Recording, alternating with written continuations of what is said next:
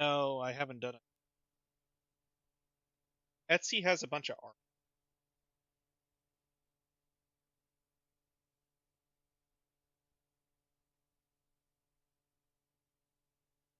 I wouldn't know it.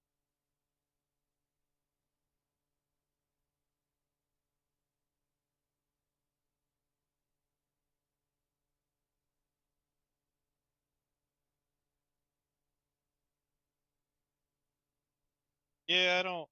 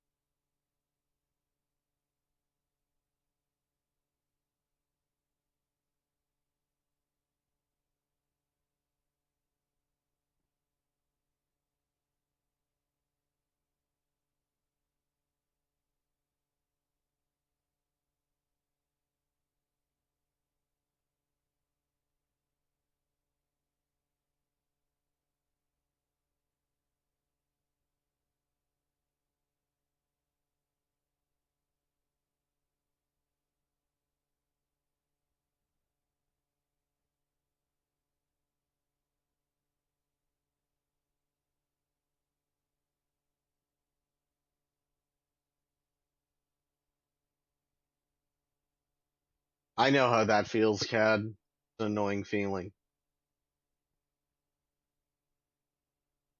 Yeah.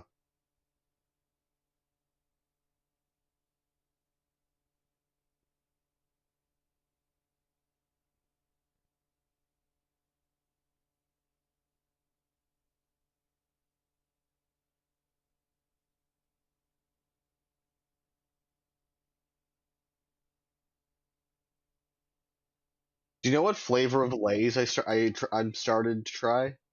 It's dill pickle chips. They're actually pretty darn good. I like. Yeah. Yeah. Yep. Yep. Secretly, I use it. My rest. Exactly. Hello. Oh, okay. So how we doing? Ah, you guys are lucky. You have pickle flavored chips.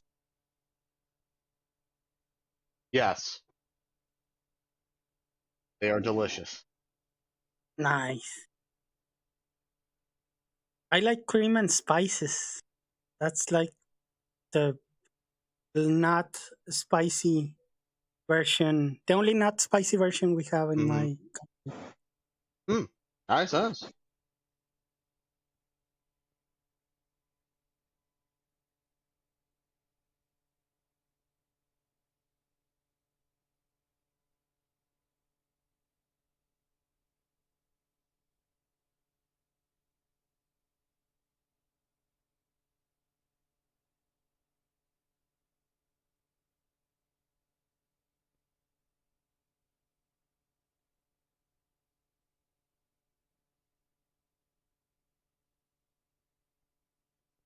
Yeah. Alrighty. See you later, Cad.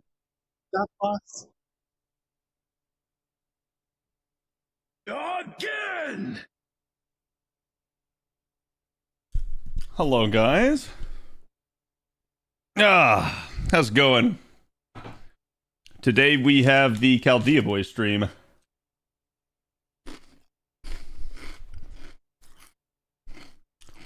Can't wait for CBT news. Yeah, it's a Chaldea Boys time.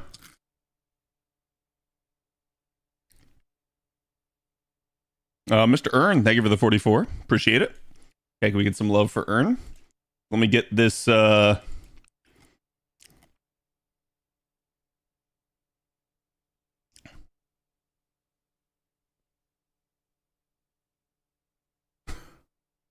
Okay, that's admittedly a great meme.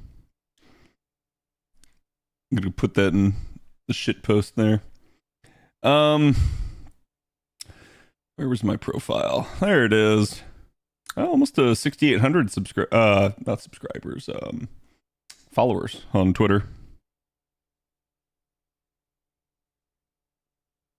Dun, dun, dun, ba, boo, ba, ba, doo, da, doo, da.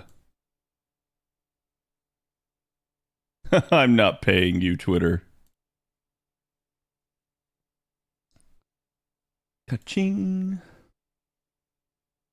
Ba-dum, ba-dum, ba-dum, ba-dum.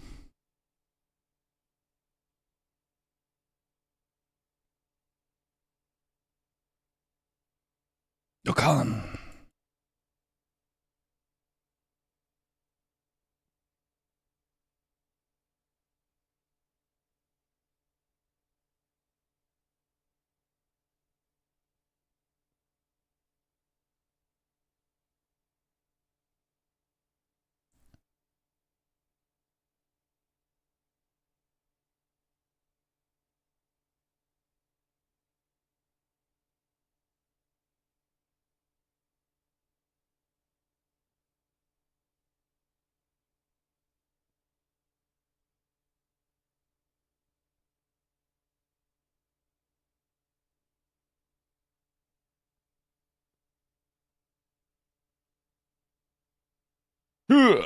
Okay.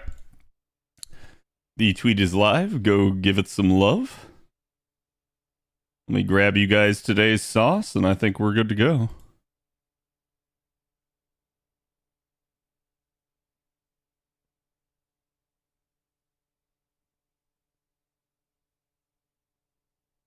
Dun, dun, dun, dun, dun, dun, dun, dun, dun. CBT stands for comically big tax man. I mean, it could be. You never know. Not with these things. Okay. Oh, I didn't. Yeah. I forgot to do that one part of it. All right, chat. Here is today's artwork. Go give the artist some love. It is by Neko-sama. Neko-sama's a fantastic artist. Likes his risque stuff. I have actually my Aurelia workout piece is done by Neko-sama. Olga quest today, but how many are you doing? That's the question, because it's gonna depend on like how much time I have, right?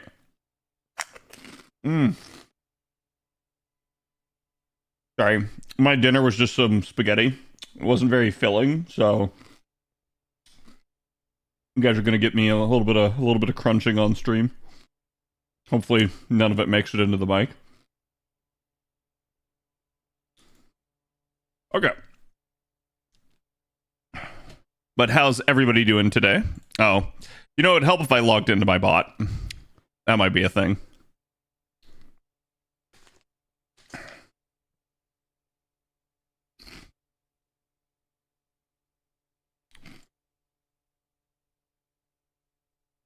Are you ready?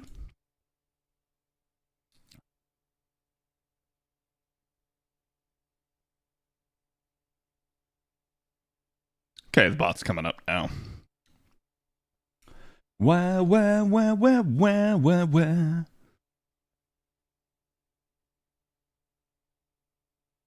There we go. Hello, Ray. Hello, Robo.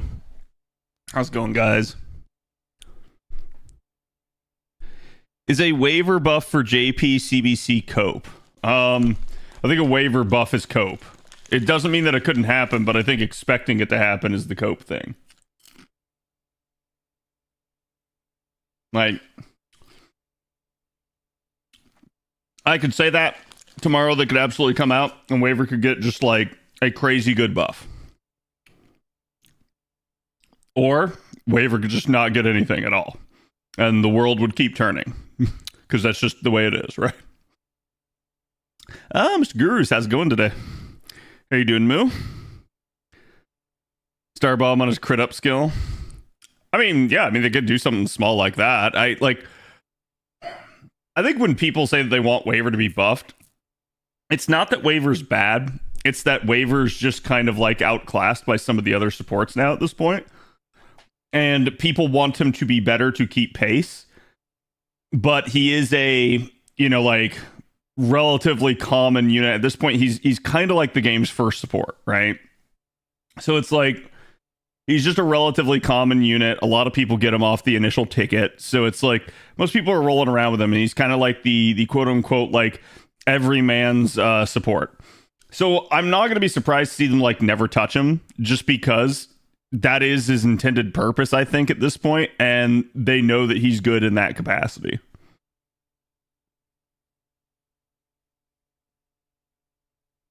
"10 crit star bomb on all of his skills." I mean, I'm gonna be real with you. Stacking crit star bomb, like that would be nice, maybe for things like arts. I don't think it'd really be that impactful for quick.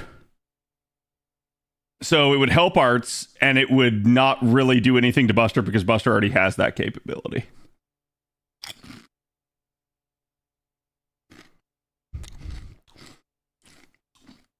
Trying to see what people want to see on YouTube. Yeah, I saw your poll. I voted in it.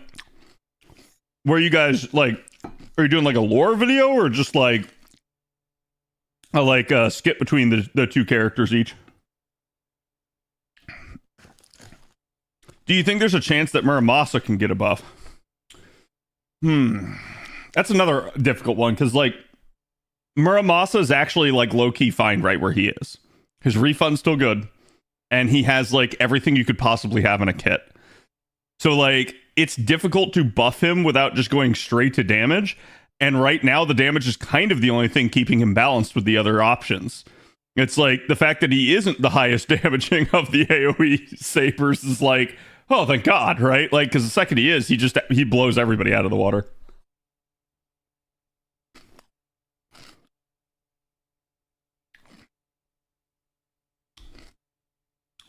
Could be both. Not sure people want to know lore. Yeah. I think it all depends on the approach, right? Like, I'd say at the end of the day, it doesn't matter what you make as long as it's entertaining at that point, right? Like, it's even if you like made one of the videos that people didn't vote for, that really is probably the only thing that matters. We failed the CBC social media reaction so far. Yeah, like I said, I was asking Avalon if he'd keep an eye on that for me. I haven't heard from him today, but I'm not going to be surprised if we did. Yeah, Wild's been doing great. I finally fixed my crashing issue, by the way, chat. So if we do get to Wilds, it will at least be like not a constant up and down fest like it has been. Because I've played it at least some here over the past couple days, and I haven't crashed a single time. So I think I can conclusively say it's fixed. What was the issue? I had my XMP profile enabled, and if you guys are familiar with that, that is the simple overclocking that like most people enable on their computers. Like it's not like when people say overclocking, most people don't really think of that as overclocking, but it is, and it literally was interfering with the game. Because like most people have XMP enabled nowadays just to be able to get their like their RAM, for instance, to actually reach its stated values, because otherwise it like won't, right? So it's like, god damn, I guess they can't handle a single thing that deals with overclocking, even the most basic of it. So I guess that part was true. I don't want to bond my Castoria, so I only use one single support Castoria. It's tricky to make him loop with Lady Avalon and Shufu. Yeah, I mean, at that point, I'd say like that is where like someone like a Waver or Reigns could really help you out, Fred, because you could probably mix them in there just for some brute force charge, right?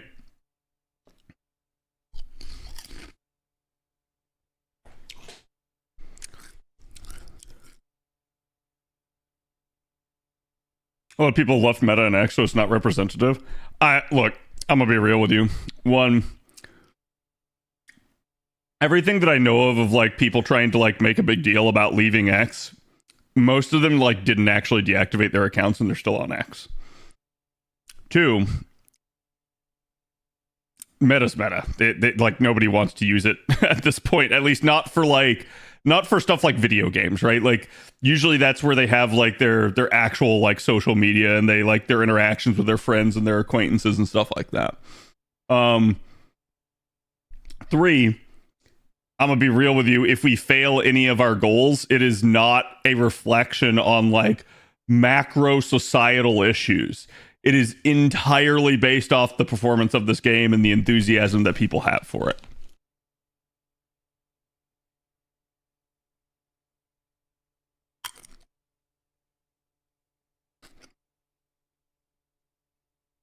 Is Wild's better than World?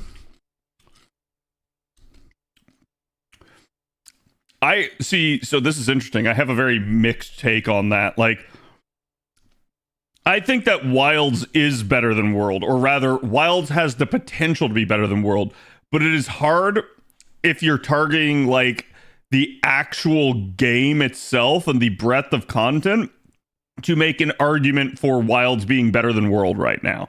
If you're looking purely at things like the quality of life and stuff that they've improved, absolutely, hands down, Wilds better than World. Like, no contest, right? But Wilds is still like in its infancy at this point. Cad, your camera's blurry again. Is it? Let me take a look at that.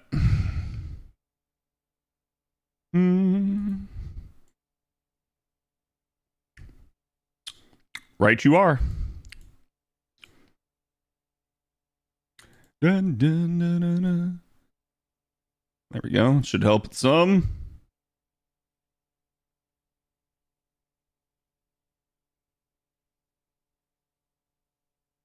Okay. Sorry about that, chat. Like I said, I think that sort of stuff happens whenever you get like power outage or like the camera cycles on and off.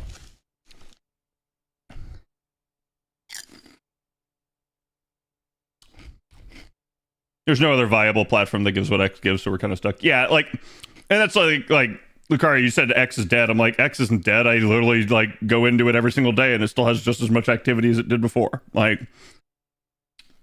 obviously, I don't want to get into like the reasons for that, right? I'm just saying, I don't think that anything going on outside of the game itself is impacting the numbers of the retweets of the game, right? I think that's just kind of an excuse for like, oh, hey, we're not doing well. I'm gonna be real with you too. I'm gonna tell you that like if it's something like, say, anniversary or New Year's or summer or even a like new story chapter, any sort of like tweet campaign, pop off, do perfectly fine, easily exceed. But it's Chaldea Boys.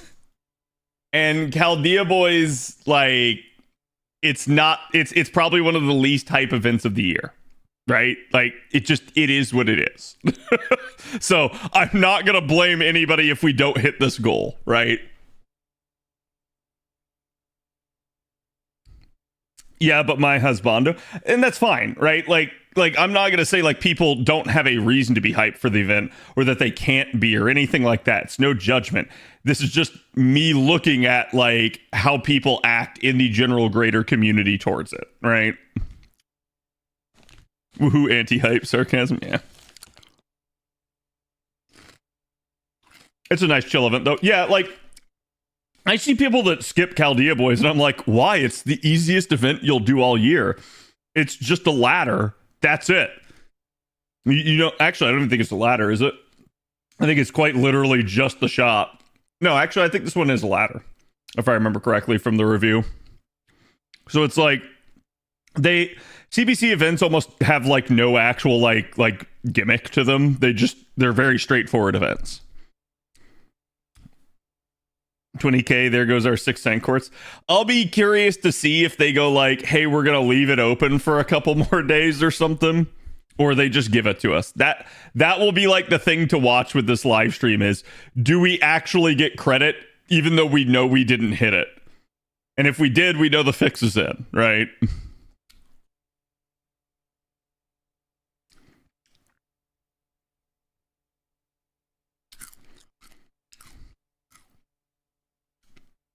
CBC is a great middle ground before the storm. Yeah, like I was saying, JP's probably going to pop off this year after CBC. Like, CBC is the calm before the storm for JP. NA, I mean, yeah, we got like stuff coming to be hype about, right? But we kind of like, we know the drill. We know everything that's going to be upcoming. They can't really mix that up on us too much. So, is rolling CBC for Outrage? I mean, you can. Like, you can try to get it on the right day if you want. They've done 2 reposts too. Yeah, that was the telling thing for me. I don't normally really see them ever do a repost. And they didn't just do it once, they did it twice. So I think I was talking with Avalon, and Avalon was like, yeah, they kind of do it every now and then. But I was like, I was not thinking that they were going to like kind of keep doing it. There's technically nothing wrong with it, but it definitely tells me that we were like not on pace to actually hit it.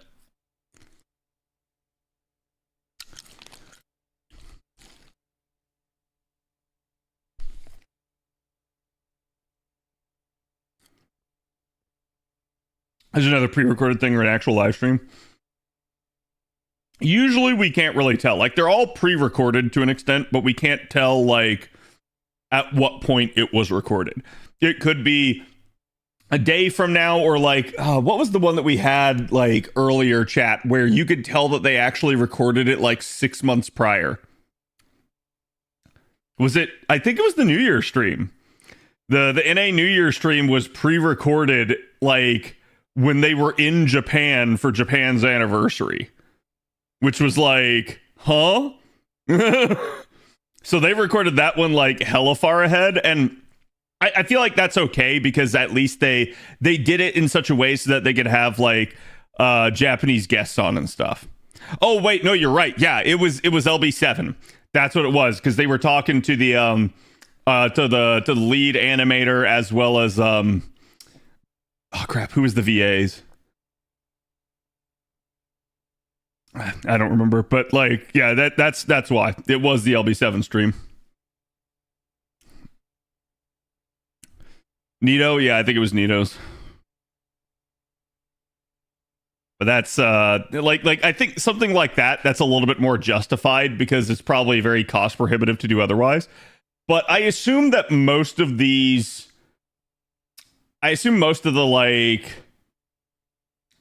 like, hey, we're debuting the event, right? That probably gets recorded sometime in the week leading up to the actual like debut of the recording. So like, I think it's kind of reasonable, since this is debuting on like, let's say, you know, Tuesday here. It probably happened on like Friday or Thursday of last week is probably when they recorded it.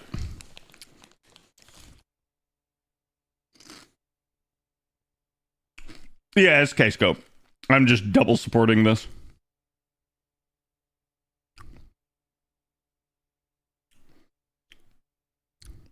Just being easy with it.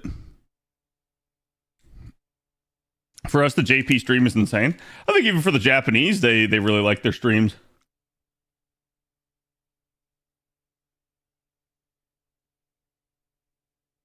I think you have seen,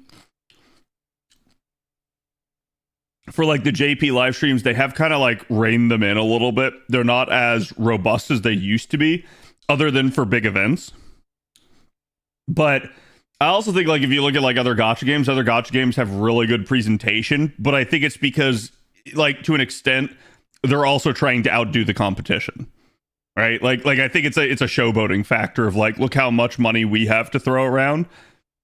And I'm gonna say, like, to a degree, it's not an insane or bad idea to do that, because kind of perception is reality, right? So the more they can convince people that like they're doing well, the more they, oh crap, well, that's not going to be good. The more likely they are to actually like affect that mentality in their like consumer and customer base.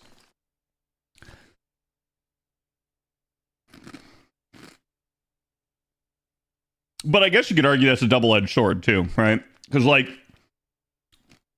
for instance, how many times over the years have you guys heard, like even just in FGO, and I've definitely heard it in other Gacha franchises, but like, how many times have you heard over the year, like, why can't they do X? They make Y amount of money. So when you start like really showboating and making yourself seem super rich and like oh my god, like we're just raking in the dough, it like, yeah, people are like, oh wow, this is a successful game company, but also the flip side is like, wait, they're really successful, why can't they spend more money to fix things, right? So it's like it naturally results in a couple like, oh crap situations. Okay, I'm actually going to pop the Mystic Code buffs here, since I still managed to loop this with single Scotty, I guess.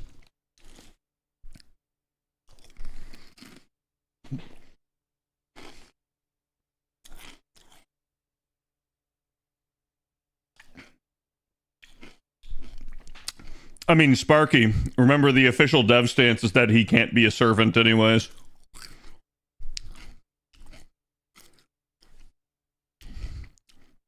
So I wouldn't say it's likely you get him either way.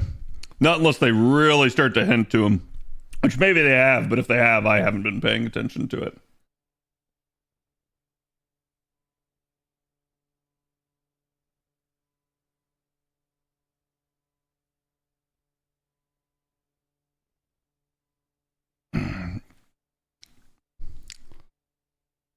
I just want my Lost Belt anime. I mean, I think at this point, what people want for FGO is a varied mix of things. There's no, like, one thing that people want.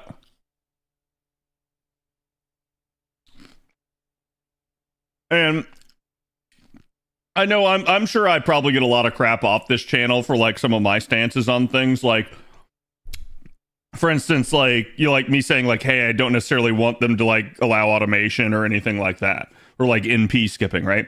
There are people that vehemently disagree with me on that. And that's fine.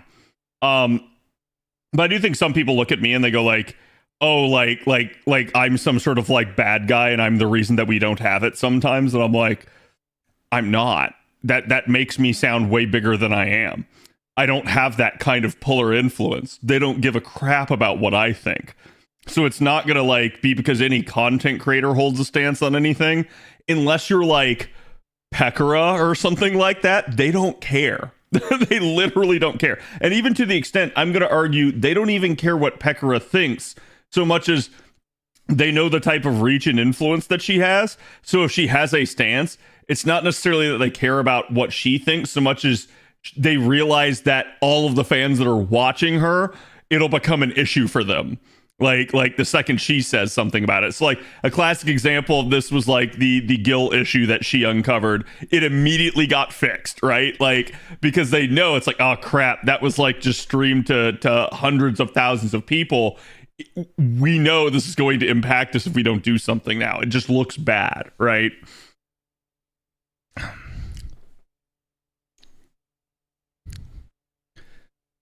They disagree with you, but it's too bad they're wrong. No, I mean, look, I think people are welcome to their opinions in this sort of thing, right? And it's like, I don't really care. At the end of the day, I think the only time that I do care is when I see someone like almost like trying to go on like a campaign and like trying to like influence the greater community as a whole and like try to like change everyone's minds about stuff. And even then, I feel like there's at least some wiggle room where it's like if you're doing it for some sort of like altruistic or good reason. I think what that reason can be can like change depending on the person or like you know what they believe to be altruistic at that point. But I still think like at the end of the day, it doesn't really matter unless someone's actually trying to like social engineer everyone. Can't believe CAD single-handedly stopped us from getting extra Y. No, I know there's some people out there, like from some of the various stances that I've held over the years that like they hate my guts. Like if my name comes up, people will like just absolutely like trash me. And it is what it is. Like, I don't really care. Because at this point, I've just kind of learned that, and I don't think this is something that's like unique to FGO. I want to state this before I say it. Because I think every game community, and to a degree, every community has this in it to some extent. But there is just definitely like a level of like toxicity in the FGO community that like, yeah, I've learned to just try to ignore, because no good comes from entertaining it, right? Like there's nothing that you can, there's nothing you can really do about like people thinking ill of you. You just keep on keeping on and try to do your best.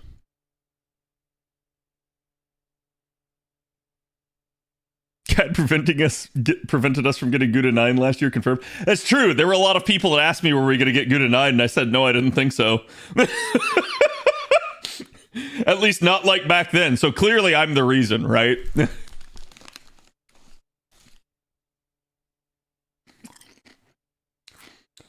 Reddit hates all of us. Oh yeah, Reddit definitely does. That's all right. So hear me out, chat. The reason why Reddit, and I'm going to say this to a degree, like this extends probably to Reddit Cord. This extends to Twitter, like, but the reason that like a lot of them hate us as content creators, I have a very unfortunate truth for them, is because it's jealousy.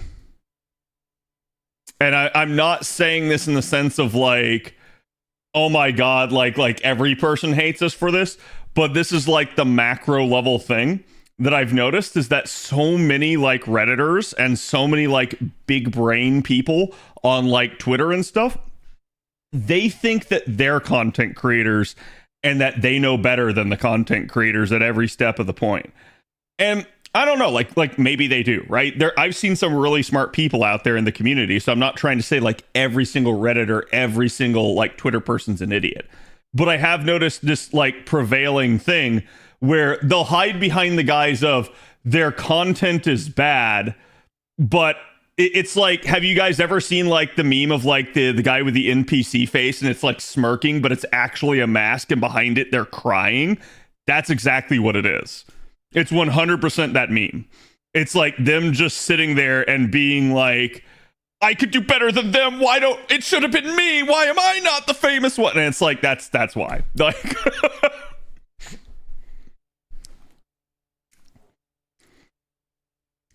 genuinely, the guy that makes the master mission guides is great just because he saves me time on figuring out that stuff. Yeah, absolutely. Like there are definitely good people in those communities and stuff like that. But the vast majority of the people I've noticed are very toxic at times. So it is what it is. The Yugi meme? Well, that was me morphing it into another meme, but yeah.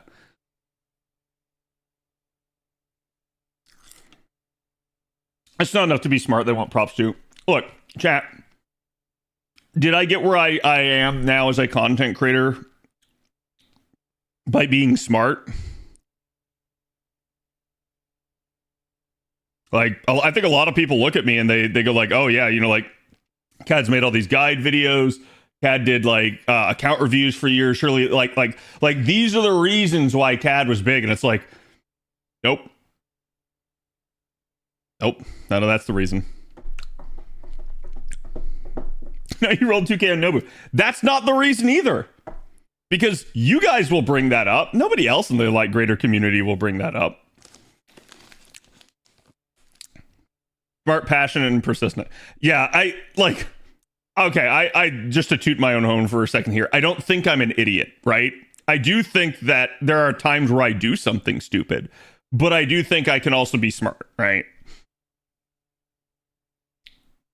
But yes, I have that passion for this game. I always have. And I think the last point's probably the big one. Most people overlook this. Absolutely. People will look at me as a content creator and they will be like, why is he there? Why is he still like pulling in views and stuff like that? And the answer to this has been that I have never stopped since I started. Ever. The longest break that I have taken in the past 7 years, the longest break I have taken off of stream is like a week. And it was for like one of the big holidays like Christmas. That's it. That is the longest break I have taken from streaming. And usually, chat, y'all know, I am streaming either 6 or 7 days a week. I was just talking to Bob in VIP today. Full disclosure, full transparency, chat. I told him I probably should take a day off stream. I need a day off stream. But we have the live stream tonight, so I can't. So it's like, I just kind of force myself to do it, even when I know I should take a break.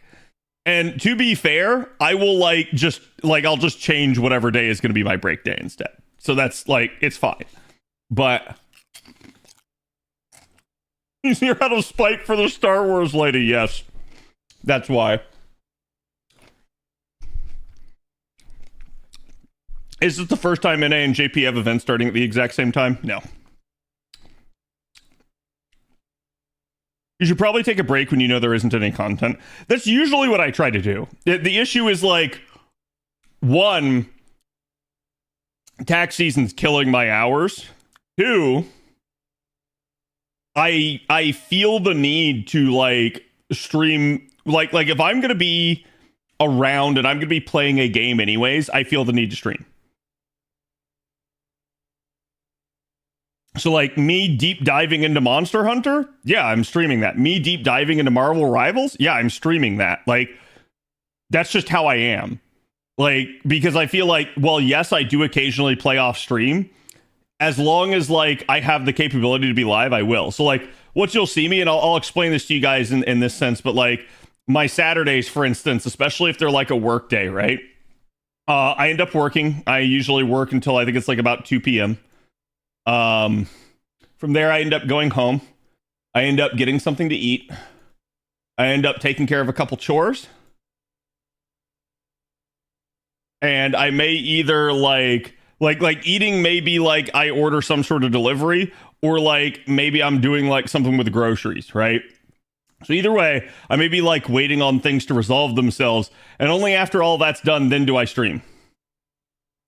Now, on a like weeknight, unfortunately, like that goes bye-bye. I don't get to do chores very often. Like when I say chores, I'm not including like the dogs and stuff and that. The dogs are it's like feeding myself at that point. If I'm feeding myself, I'm feeding the dogs. So like, yeah, that's my normal flow on things. So it's like in that time period, while I may be like waiting on certain stuff, I may be playing a video game. Or I may be like watching anime or something like that, or like a movie. And it's like, oh, I could be live during that time, but I don't want to be because I don't want to like break things up. Because I know some people don't like it. Like if you go like live and then you just like go AFK for long periods of time. Like usually I try either not to go AFK while I'm live, or like if I go AFK, it's like less than 5 minutes. Right, where it's like I maybe have to go to the bathroom, or maybe gotta like go let the dogs out or something like that. Like I try to make it something relatively fast so that you guys aren't just sitting here with like nothing to do. And it's like I understand why some people have to, like schedules are the way that they are, so there's no like issue in that regard. But that is, I think, like my biggest like secret to my success at this point is just like it's sheer willpower and consistency. It's just continuing to keep going, and it's difficult. I don't think everyone can do it. I think that is the harshest thing for content creation, is figuring out like what types of content creation work best for you. And it's like it's so rough. And like that from me personally, chat, that always changes. It's ever fluctuating. So like you have to sit there and like constantly reevaluate, and it's rough.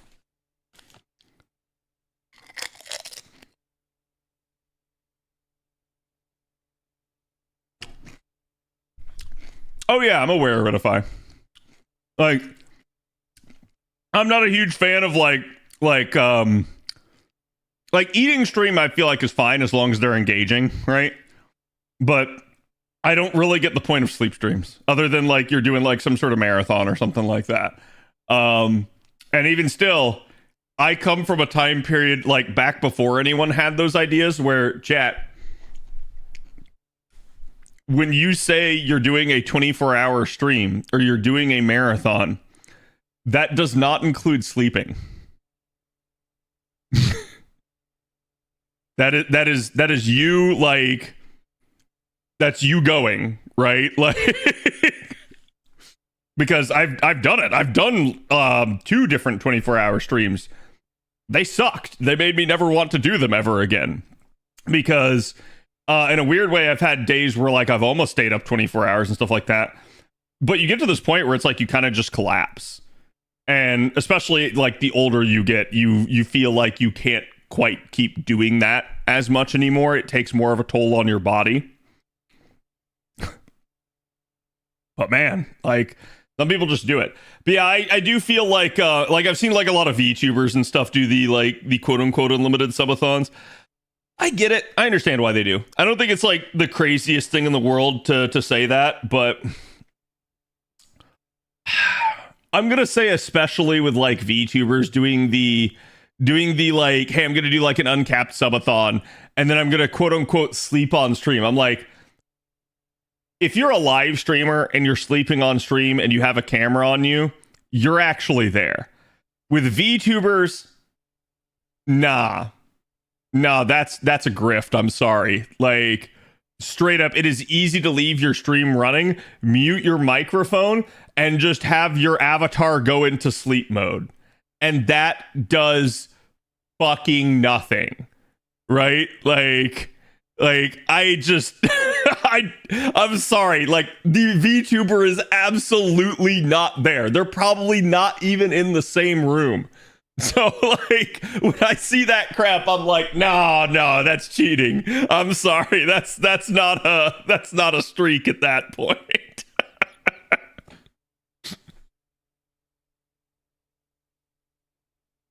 Do a subathon and eventually just cancel it.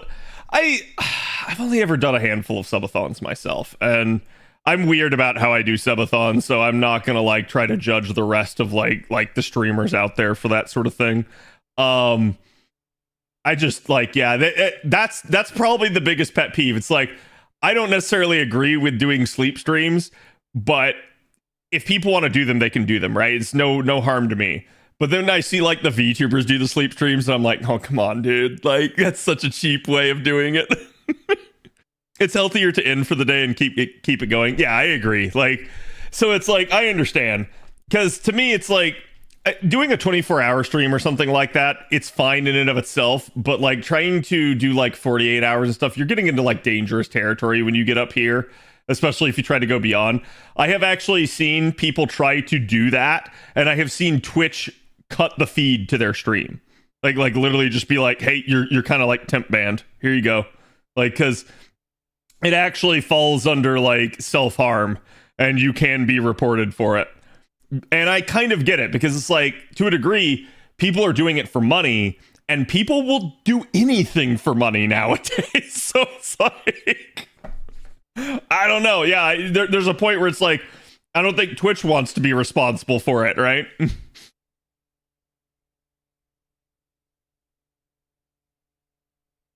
Considering her setup, I can all but guarantee Iron Mouse is. Yeah, I think it's become a like accepted thing in the VTuber community. Like, it's just something where I can see it, and like no judgment against the streamer, but I look at it and I just go like, that's so dumb, dude. Like, I have seen sometimes they get people to entertain chat while they sleep. I think that's better. Like, or if you like put something on for like people to watch. I've actually seen that before. I've also seen I have seen their sleep be the entertainment, which was like, you had a streamer who was sitting there like in bed, like lying down, right? And he's got like the pillow here and everything, and like the computer's like right here, right? And they basically set their speakers on, and they set them to like blare and like play really freaking loud noises, like different noises too. Whenever people would like gift bomb or like do like big like bit donations and stuff like that. So it's like, quite literally, they gave chat the power to like wake them up. And I mean, it's a good way to get a lot of money, that's for sure, because God, that streamer is miserable. Like, oh my God, dude. Like, I would not want to do that.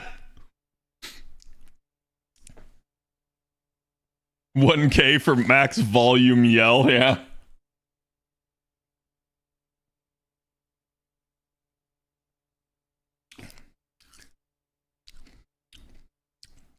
At least Iron Mass is one of the few VTubers out there that ain't a degenerate weirdo.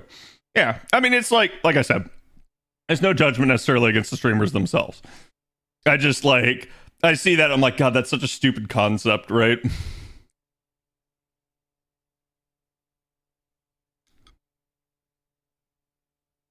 Had their IRL friend who also streamed come over and stream from their setup to let them sleep and eat whatnot without ending.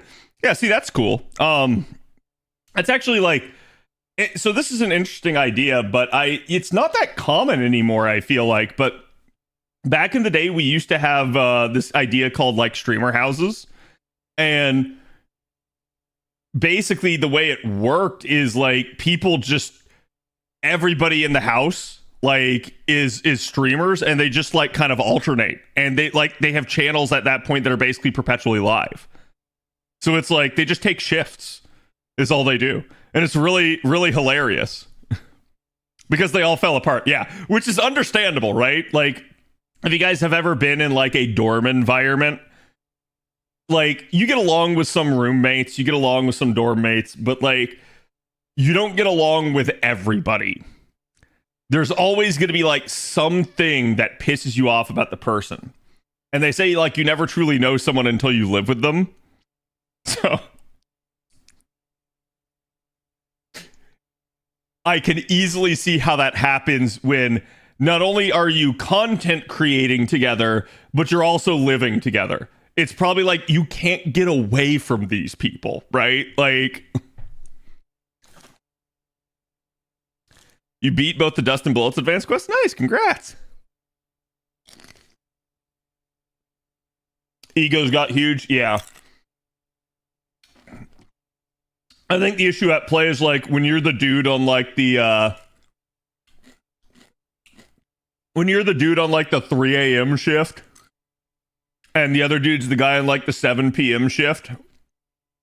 This guy gets more viewership. This guy gets jack shit.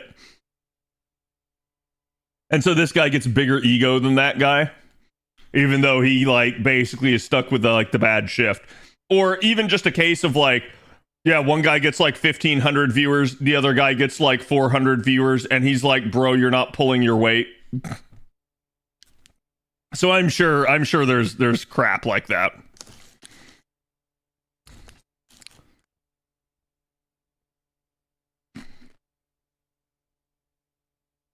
Yep. You're absolutely right, AFK. I'll never forget, back before I streamed FGO, there was a very brief time where I didn't. I was kind of stumbling around, trying to figure out what I wanted to do streaming-wise. And even at the time I was already playing FGO, I just didn't think I could stream it.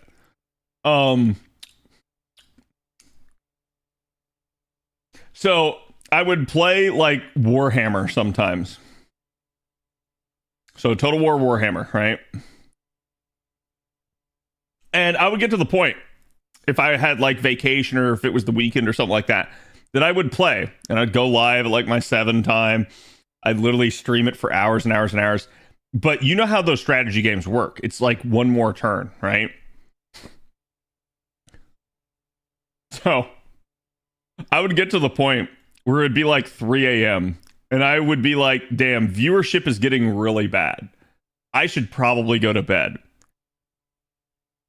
But 3 a.m. is like 9 a.m. for the Brits. And guess who loves Warhammer? So like, I would sit there and be like, oh man, viewership's going down, down, down. And it's like, wait a minute, why is it going back up? And then all of a sudden you'd have like a bunch of Brits in the stream being like, yo, do you like this dude? Like, oh man, is he fun? Like, oh, I love the lore for him. And like, they would come in and they'd be some of the most talkative and awesome people. I loved it. Like, it was great. But But it's like, it's really weird to see that sort of thing happen where it's like, yes, you almost, depending on the time zone that you're streaming, you need to cater to a different audience.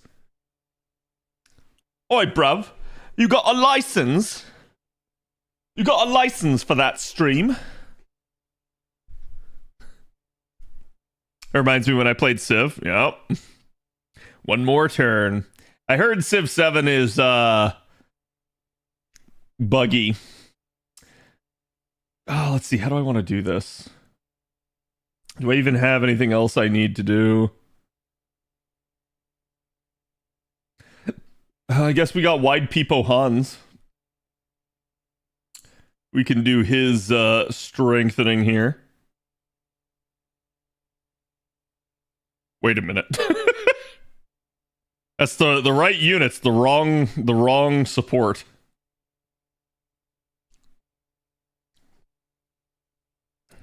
I could always speak French if you want some exotic streams. Oui, oui. Did you already do the new Marie stuff? No, we have not. Gonna try to get it started here shortly, but I think the live streams is actually in like 50 minutes, so I don't know that I'll be able to like do it all before the live stream. We may have to like pause it.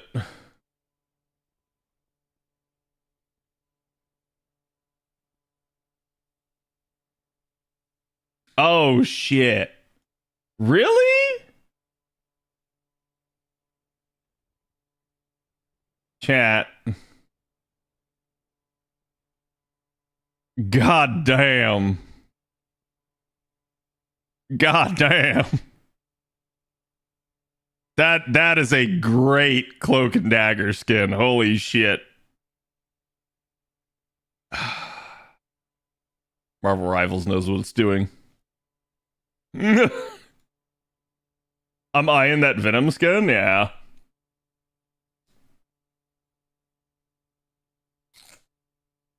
Yeah, they announced a new game mode. And Widow is, I guess, going to get one.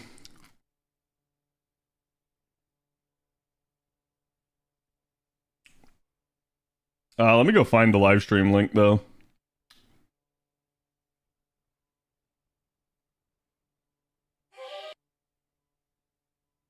That's not a link to the live stream. That is a link to the Aniplex of America channel.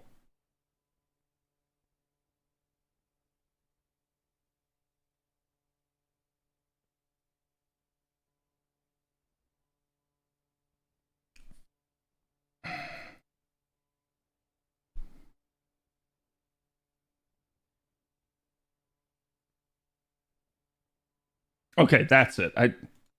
That's super weird. Was it just a different link that I clicked?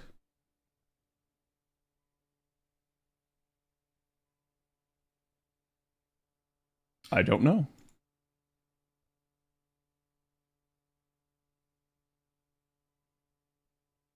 Okay, 53 minutes left until that. But yeah, we definitely are going to try to get to it tonight. Because a little bit, chat, I want it...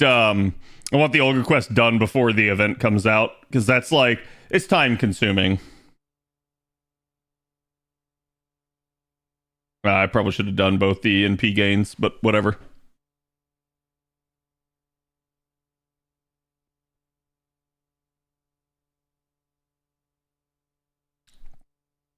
I need to try for Taigong Wang. He has yet to spook me, and I've failed every banner so far. I mean, do you feel like you need him? Right? Or is it like you really want him? Because like Wang's a good unit. I do really like having him. He's definitely got quite a bit of versatility for like what he can be used for. But he's also not a unit that like kind of because of that you have to have him, right?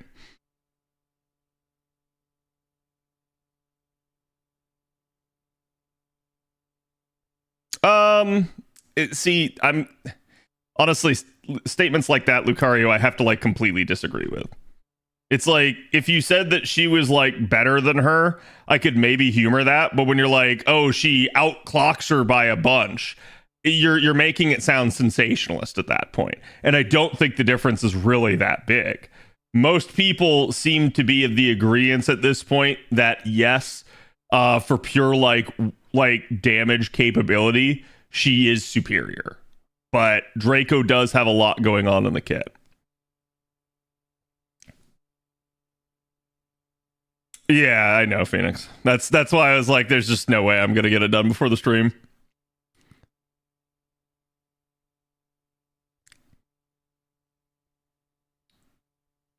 Is this a good time to make a JP account? Well, it's not a bad time, right? The only times that people would really consider to be good for making an account are usually when we get a Start Dash campaign.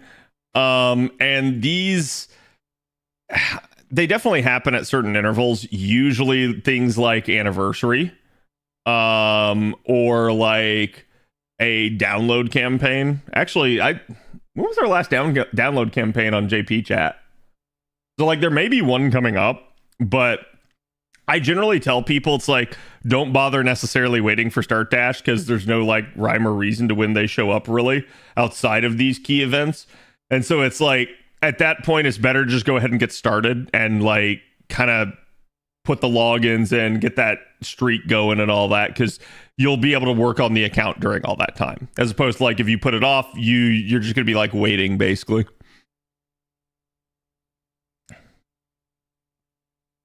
When Xenoblade X released in 2014,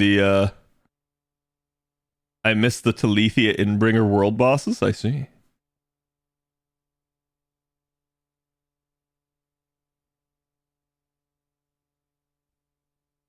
Spring Masher campaign usually has a Start Dash in it, doesn't it? I don't know. That's the thing. Like, I don't even necessarily know that we necessarily get a campaign like that every year. So that's one of those deals where it's like you'd have to go do the research and tell me, because I'm not sure. Yeah. I mean, there's quite a bit in Start Dash, right? Like if you could be like, hey, I'm gonna like delay a week to get to the Start Dash campaign, that'd be worth. But the other problem is with JP, we don't really know, right? Like with an A, you reasonably know when a Start Dash campaign's coming. With JP, it's kind of up in the air.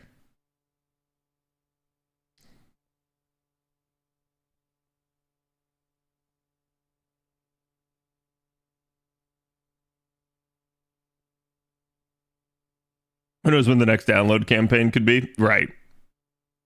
Yeah, that's the other thing. We pretty much know that they postponed the 30 million. So I don't know if they'll try to like smooth that out with the 31 million. Like, because so in a weird way, chat, we know they delayed it just for scheduling purposes.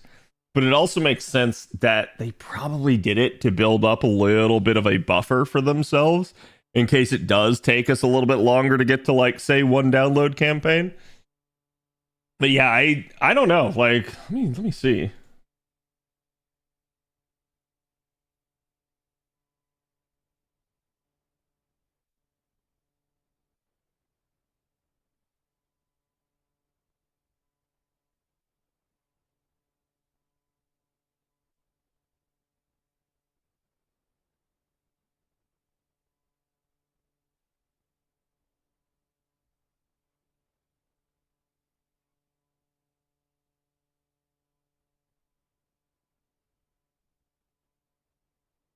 Oh my god, what is all these freaking pop-ups, dude? So it seems that my ad blocker is disabled. That's gonna be friggin' hella annoying. Okay, so the last download campaign was October of last year. The prior download campaign to that was November of the prior year. So they nearly went a full year without doing a download campaign. Meanwhile, the one prior to that was June of that one. So it's like they basically went like 6 months, and then they went like 11 months without a download campaign.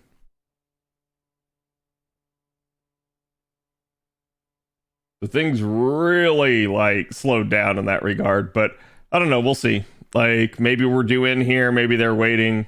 It just depends.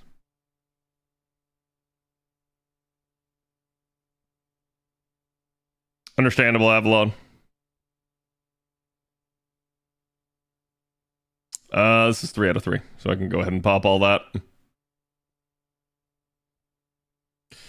That's not going to be good, though, because that's not going to kill.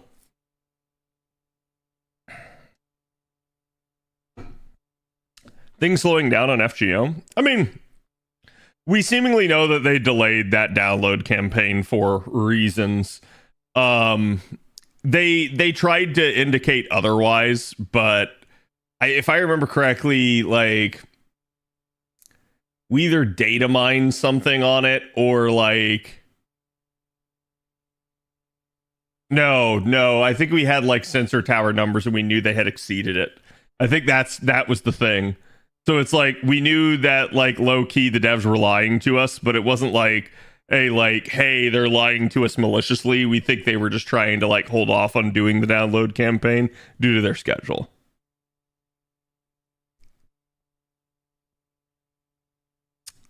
And they about to get a year break between story after Reveal Call 1 also.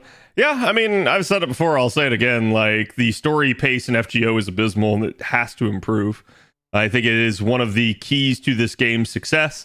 And I think the longer they go without releasing story, the longer people go without playing the game. It makes sense.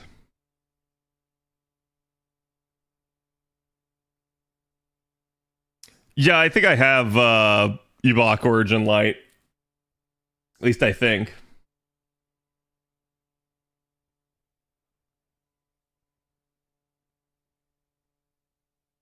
Hold on, chat.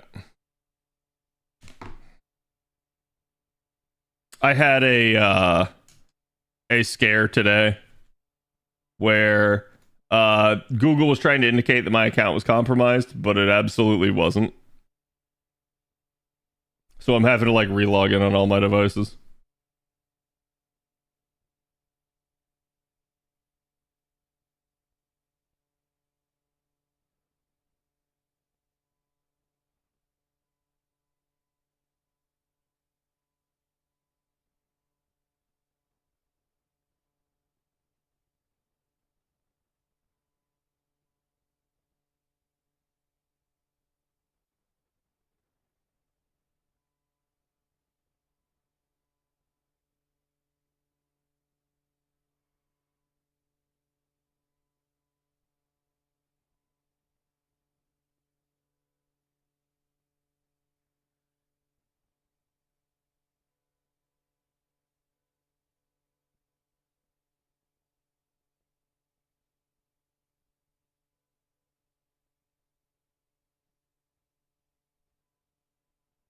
Okay.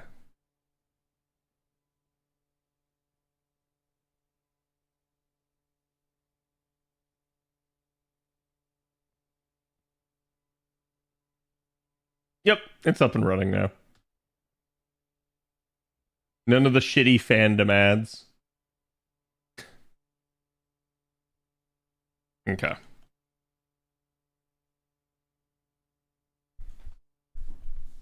I had to do like the 2-factor and everything, so that's why. FGO is 9 years old. Yeah, I see a lot of people like trying to doom it, and it's like I view it as inevitability that this game is not going to maintain like dominant status in perpetuity. And I think people that are like in denial of that, I don't think they're necessarily doing anyone good, right? But I think like to the flip side, there's it like it's those people that are like constantly sunshine pumping and see no wrong are as bad as the people that are on the flip side constantly dooming and saying the game is dying perpetually and all this stuff. Like, I'm not telling you the game is dying. I'm telling you that the game is like kind of like coasting downward towards wherever its probably like true user base actually is, right? Do I think Solomon has any chance for a 10th Annie servant? I think there's a chance, but I don't think it's a particularly good chance. Nothing can be on top for forever. Oh yeah, I mean, you can look at like MiHoYo's stuff and you can see that to a degree, I believe Genshin is still like out earning their other IPs, which is kind of like whack to me. but even then, Genshin itself has fallen off quite a bit from where it used to be. So it's like these things happen, and there will come a point where like newer and more interesting games come out, and people cycle to those instead. So it is what it is. I am gonna say this though, chat. For those of you guys that have been around long enough, do you guys remember MMOs and kind of what happened with them? And like their whole like life cycle. You still have MMOs getting made. They're still a thing, but there's basically two dominant MMOs in the market, and that is WoW, which is kind of the original. Sorry, WoW, which is kind of the original, and Final Fantasy 14. These two are the big like front runners. Everybody else is playing catch up with these two. Everybody else. Like, and it's not close. That's the issue. So, in fact, I think I heard too that like both Final Fantasy and WoW's numbers are down right now. So, but MMOs themselves kind of weeded themselves out as everybody tried to copy WoW. A bunch of people had success temporarily, but then a bunch of them fell off and they couldn't sustain it. And so that business model just ended up crashing and burning overall. And what you're left with is just the people that manage to kind of hit it big and get the formula right? I think the same thing is happening with Gacha. I think Gacha is going through the exact same life cycle that MMOs did. Where I think you have all of these other Gacha games that pop up. They're around for like a month or two, and then they die. And it is what it is. And it's like, you look at this, I think to a degree with Gacha games, there are at least more. Like, you're not down to like 2 like MMOs are, and there probably always will be more. But I do think what is expected of a Gacha game is beginning to normalize. And I do think that a lot of people are looking at some of these other like cash grab gachas and they're just ignoring them now. And it's like they're doomed to fail from the get-go. Because it's like some people go check it out, but people wait and they go like, okay, somebody else went to check out the new gacha. Is it a good gacha game or not? And then that person's like sitting there talking about how bad the game is implemented. And then everyone just goes like, well, not checking that one out.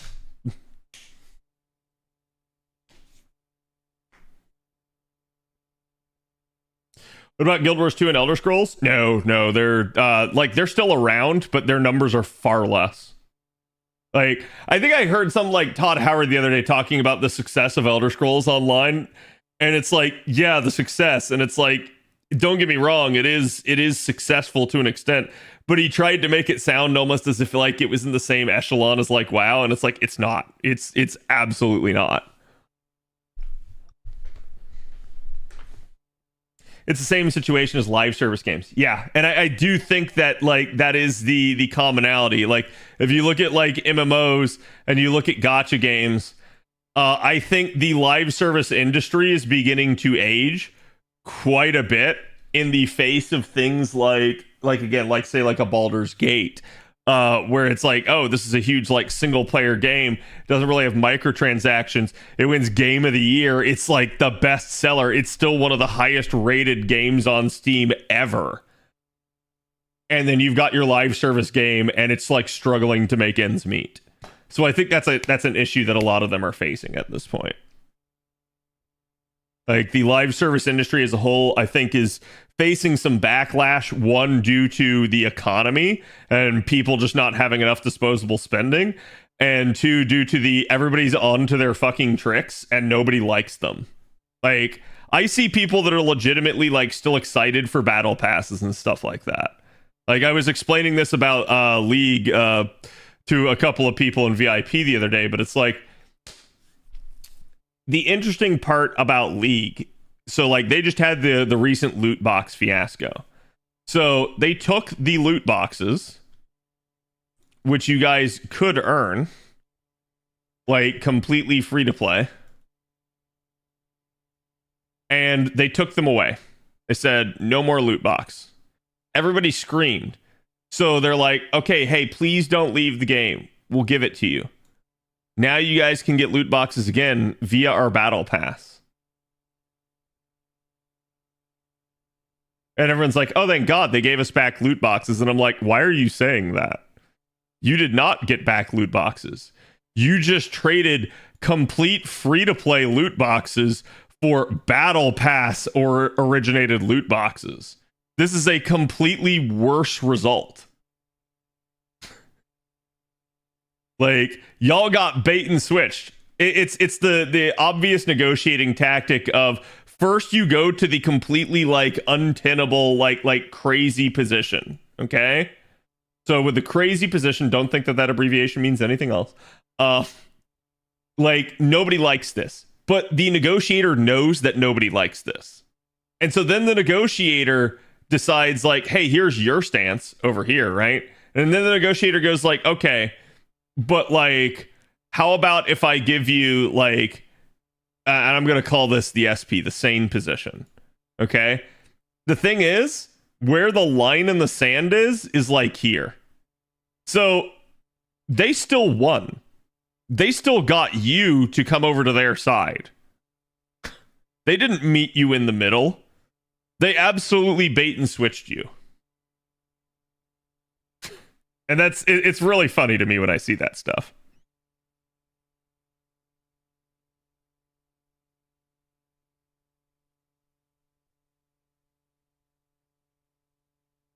So having played Final Fantasy 14 for years and having played WoW for years, I have to say it like it is, Sparky.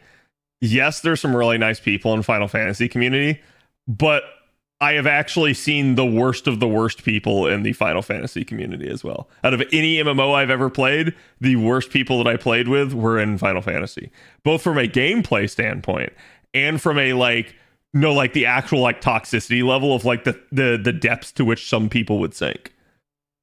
Like it's been pretty wild. I've seen like full blown like catfishing, like trying to usurp guilds and stuff like that. Like people just backstabbing each other left and right in 14, which is wild because the rest of the community is pretty chill. So I don't know what it is about 14, but it's like 14 brings out like some new level of like insane narcissistic asshole. And it's really weird. I don't get it. It's not that there's not assholes in WoW. There absolutely are. It's just like my experience with 14, somehow, some way, the lows were even lower in 14. And it's like, it's insane to me that was the case.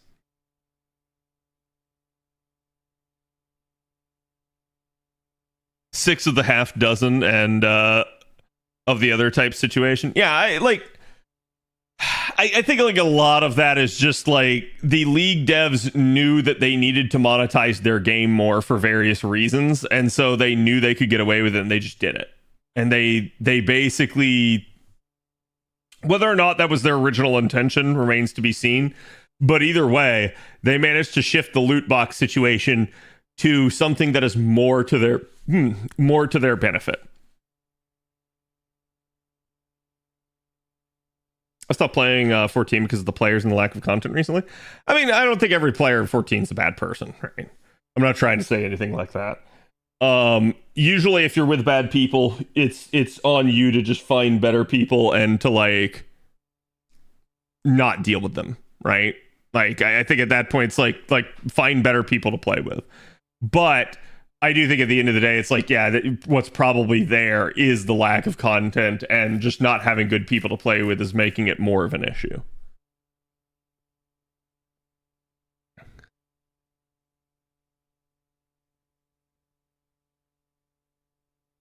In Warframe, I will say our community is pretty cool.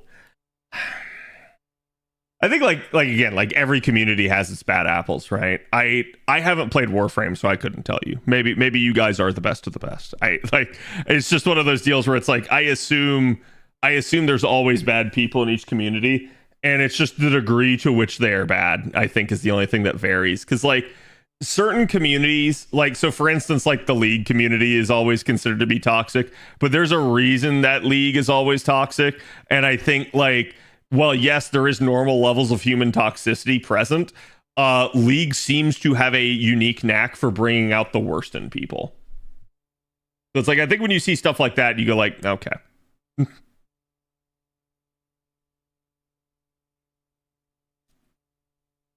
It's just an MMO player base issue, not game specific.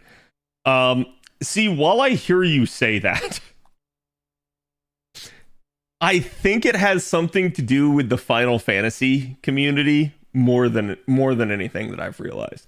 It's not that, like, so for instance, if you look at it from like a gameplay standpoint, you could refer to what I like to call shitters.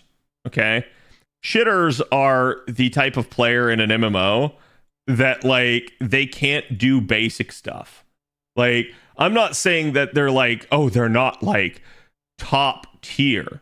No, shitters are who I refer to as people that just they seem like they're lobotomized. They can't even function to the basic degree. So it's like you'll get one of them in your party and you're sitting there and you're like, what the heck is going on? Like, I wouldn't be screaming at you if you were doing low DPS. I'm screaming at you because you're doing no DPS. Like, you were literally standing there and you're trying to pretend like you're actually contributing, but you're not. Right? So it's like, that's the thing. Defining shitters on stream? Yeah. So every game has shitters, right? That's not an issue.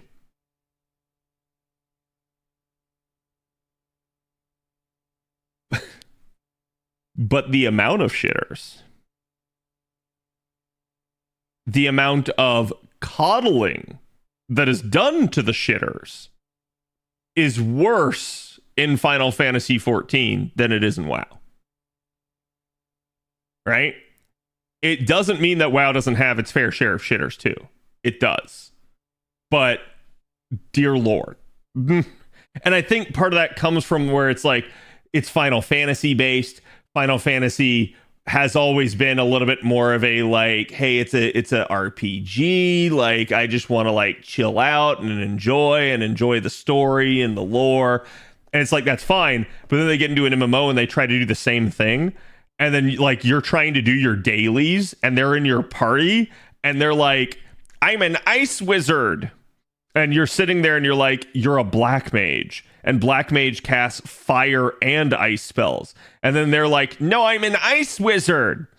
And you're sitting there and you're like, oh my God, like, this is so terrible. They're just not even playing their class.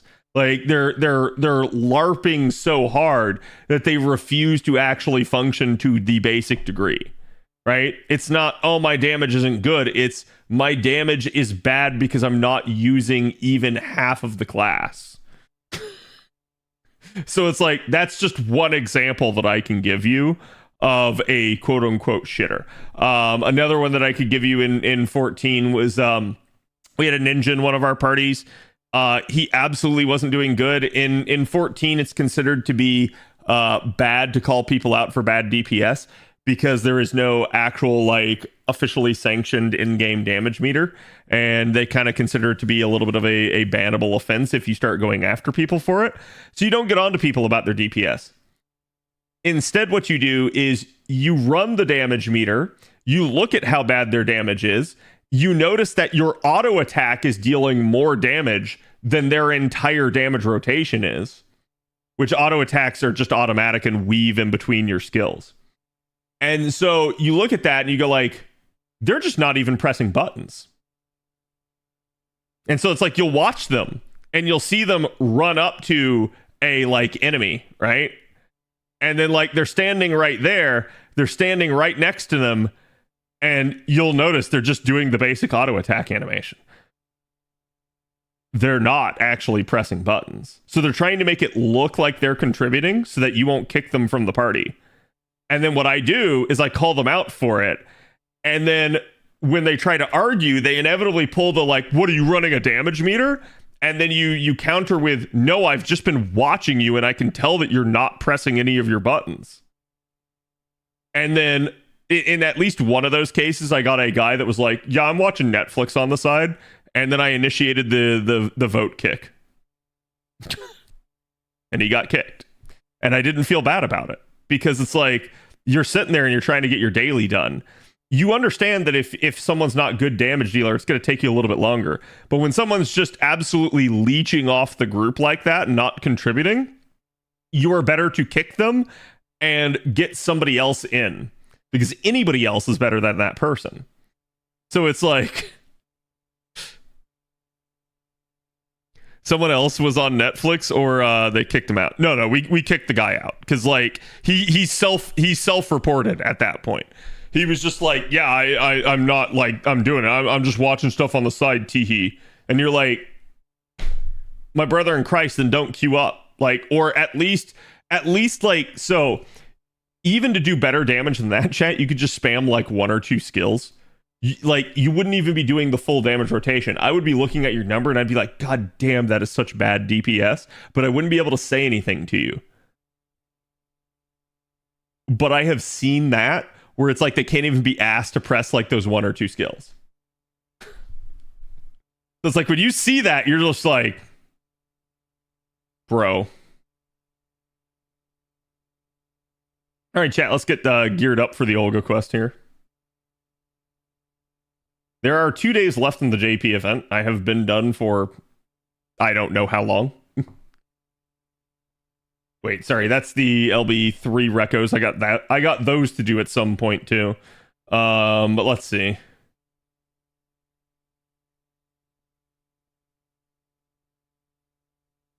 I used to be an overachiever, so I did my best. See, that's the thing. I don't want people to think I'm being some elitist jerk. Because, chat, hi, I would like to self-report. I was an elitist jerk. I used to be, back when I was in college. That was back when I was a world-rated mage in World of Warcraft. So I was absolutely an elitist jerk back then. I'm talking about after I reformed and became casual. So if casual me looks at your damage and is going like, holy shit, you were just not doing anything. It's bad. It's quite literally the actual like worst that you could possibly see. Because like I said, I wouldn't call people out for bad damage. I would call people out for no damage, for like not even participating. What class do you think will get their command seals unlocked next? Or class score unlocks next? Ruler. unless you're asking about this one, in which case I already know. So but yeah, ruler's pretty much a foregone conclusion. Okay, let's go look at what the heck is going on with Lei Olga fight. I believe there is some story here. I'm going to skip it so that chat doesn't have to see it.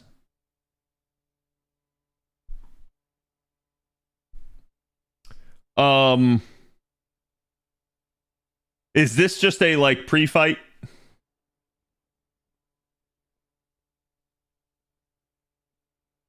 That is alright. Just seem a little strange. Surrender.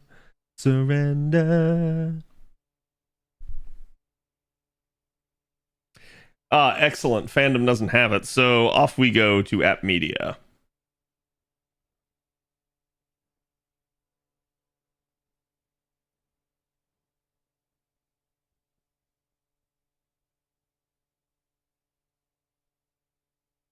Yeah, that's pretty much my guess as well, Crossed.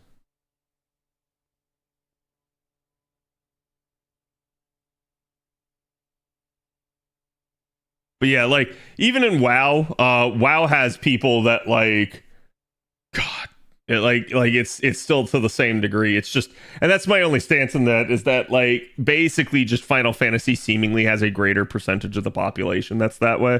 I think in WoW, especially with how old it is, it's become common knowledge that, like, hey, you do at least have to somewhat try.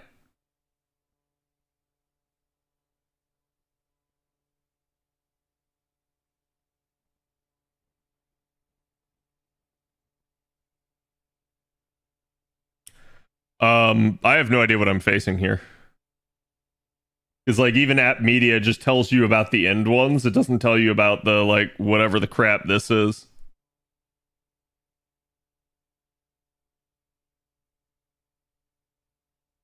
Unskippable cutscene, by the way. I mean, that's fine. I've already seen this, so yeah.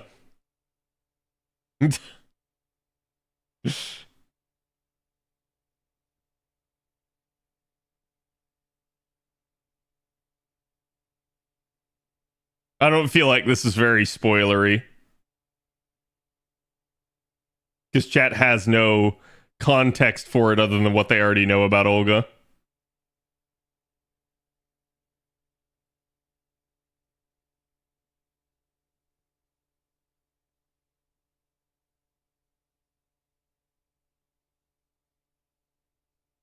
Okay, I can't read any of that.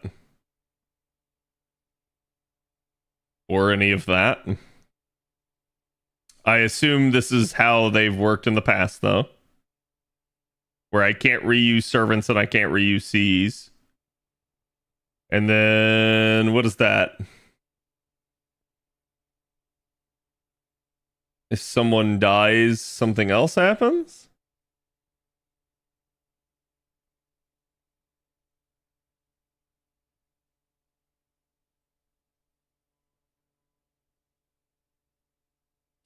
Oh my god, those look like force crystals. Wait, did you send me this stuff before? I didn't see this before.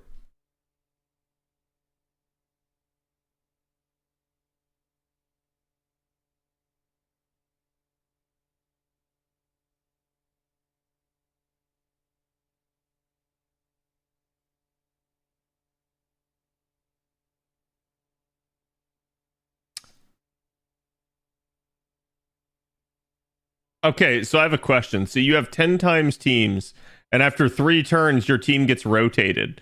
Does that mean that, like, they're dead then at that point? Or, like, does the rotation just keep occurring? Like, where there's theoretically no turn limit?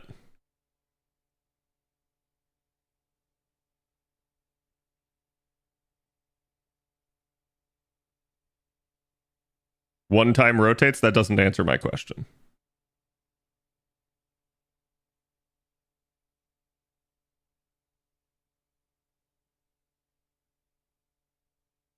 You will die. Okay, thank you. I'm asking, since you have 10 teams, but after 3 turns your team rotates, do you have to like am I going through 10 fights, or is this all against Olga herself? Like, I guess is the better question. Because like my question originally was like, if they rotate out after the 3 turns, like, are they now like kaput and there's no getting them back? Or does the rotation just keep occurring, so where if you get to the end, it restarts back at the beginning? One long fight? Okay.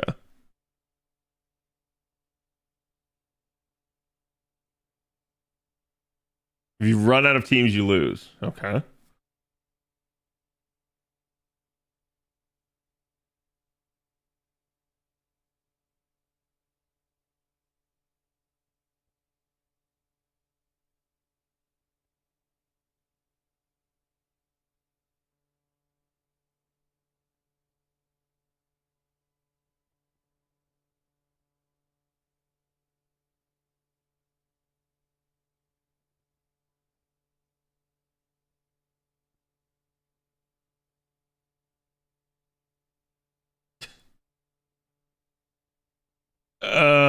So there's like nobody that actually is advantageous, really, because like everything else, even if you try to go for some sort of offensive advantage, everybody else takes more damage from her.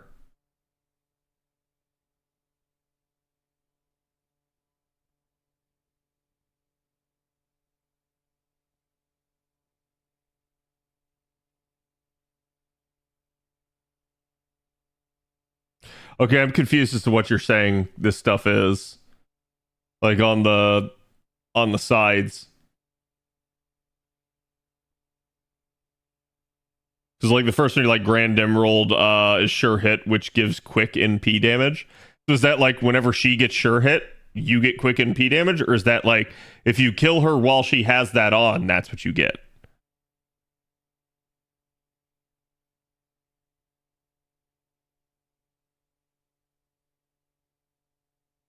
Depending on which you damage, is giving you permanent buffs.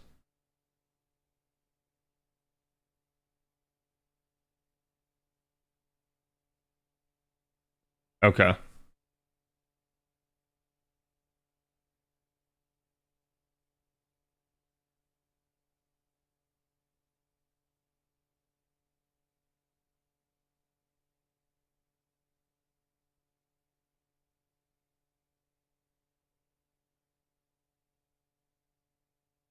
Yeah, I mean, I'm gonna be honest with you. I'm not sure how I'm gonna know what she has, unless it's just like the card symbol,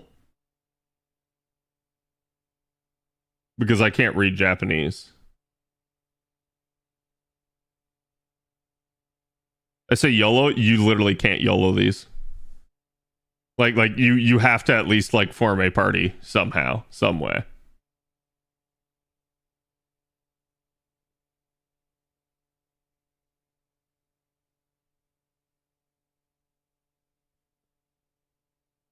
Um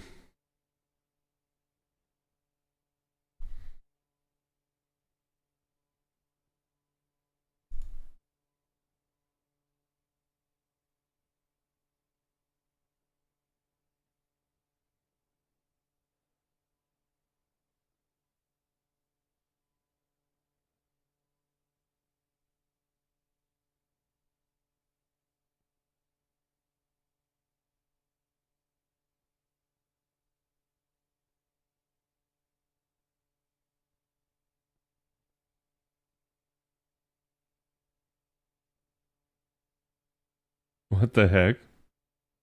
No way.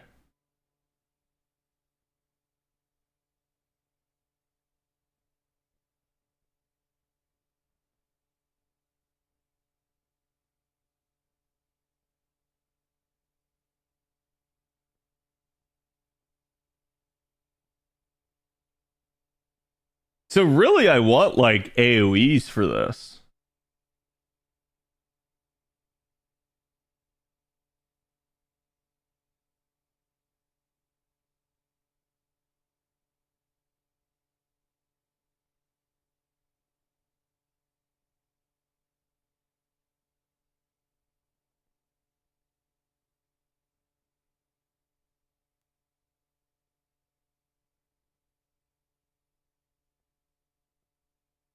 Then later burst her down. Yeah, I get that.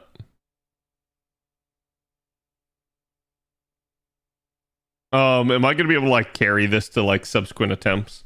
Because I know there's like an easy, a medium, and a hard. Or rather, there's a star, and a star.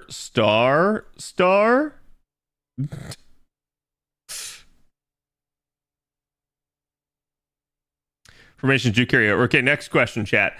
If a unit is used in one of the attempts, like let's say I use units on the easy attempt, does it block me from using units on the medium or hard attempts? Or are they each independent of each other?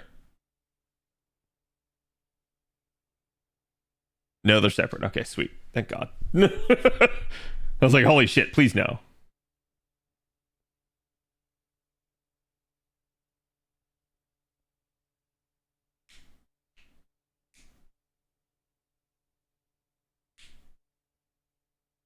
It's not like the Tesla Cup. Yeah.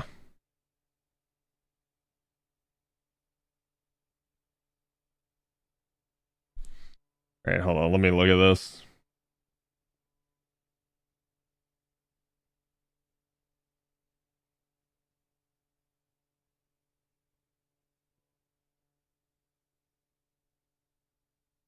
So realistically speaking, you actually want neutrals if possible. Filthy freaking neutrals. I mean, I guess you can get units that are 1.5 times effective, but they also take 2 times damage. So therein lies the issue.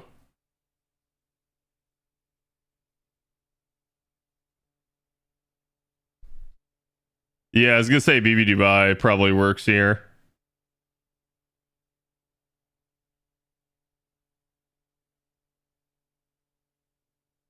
I do have a NP3 Dubai.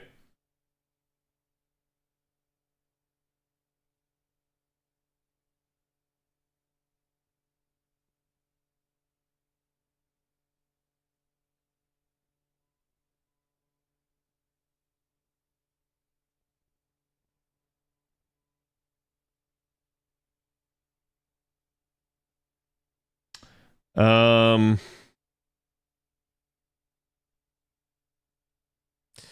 one of those times where not having Black Grail really just messes with me.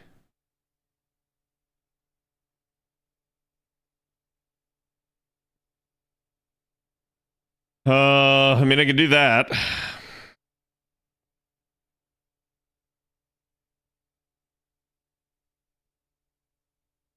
Too used to Black Grail? I don't think that's that bad.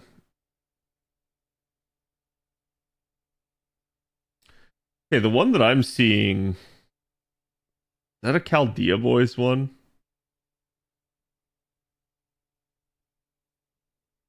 There's the like purple-haired Oberon and Merlin CE, and then there's another 5-star CE that appears to be Byzantine Emperor, what's his name? Constantine. The CBC one, yeah, which I should have. But good lord. I may have put it in my second archive.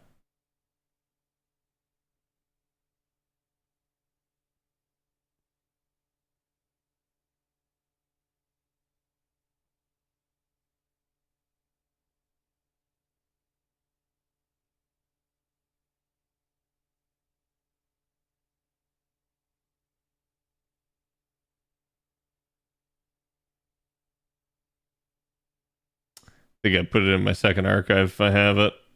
Because I doubt I have an MLB.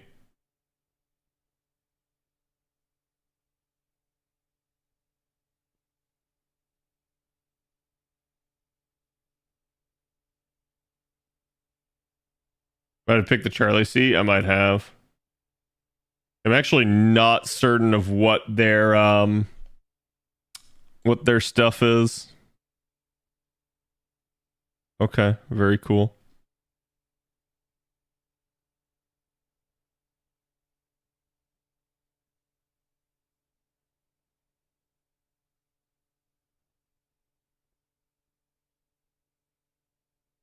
Chat, help me keep an eye on the time. Since we're getting close to live stream time.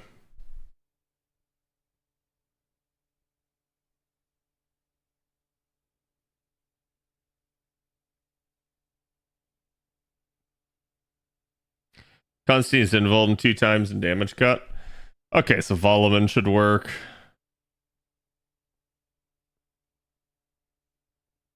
There is an actual Voloman. I think I have on JP. I think I have an MLB one.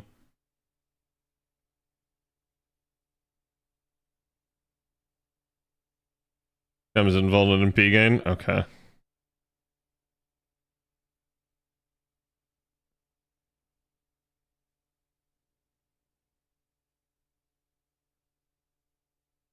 Yeah, there's the Charlie one.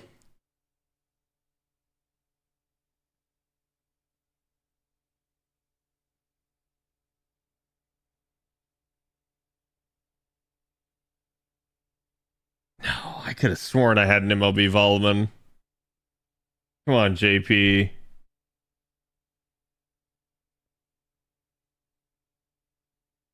Oh, I see what's happening. It's like backwards sorted. I think it's because I flipped that around.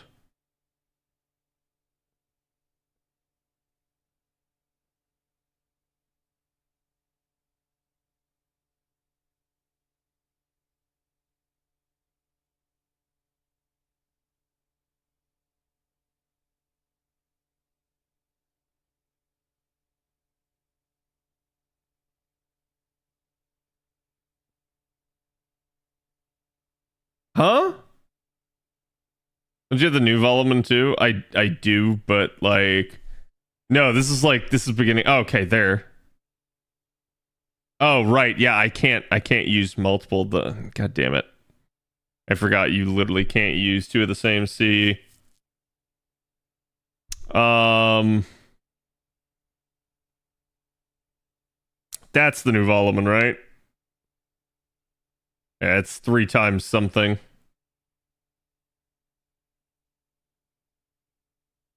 Okay. We can try for that.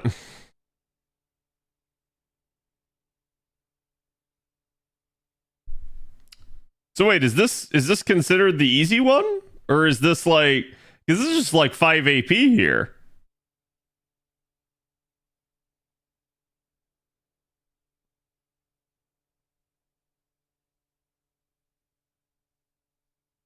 So it's gonna count for the clear then, basically.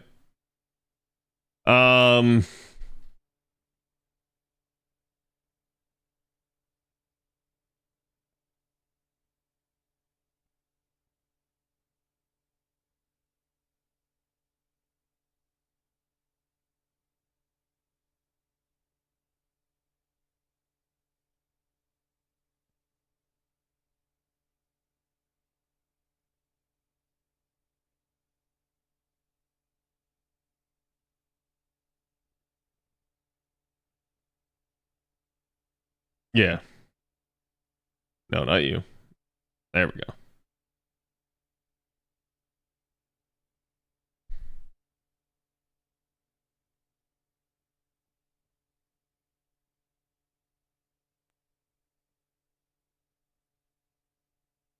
Can you get a stop for the end of the live stream? Yes.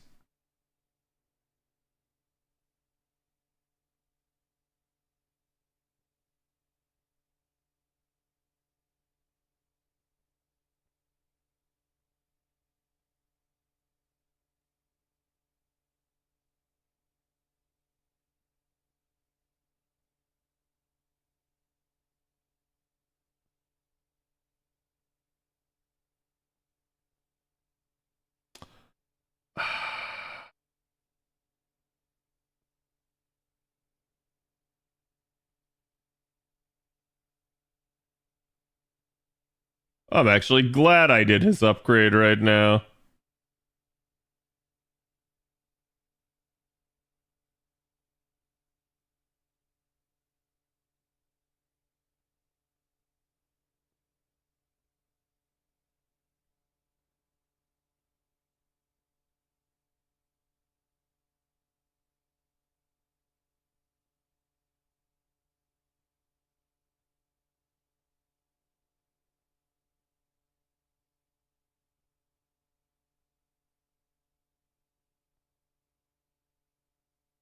Uh,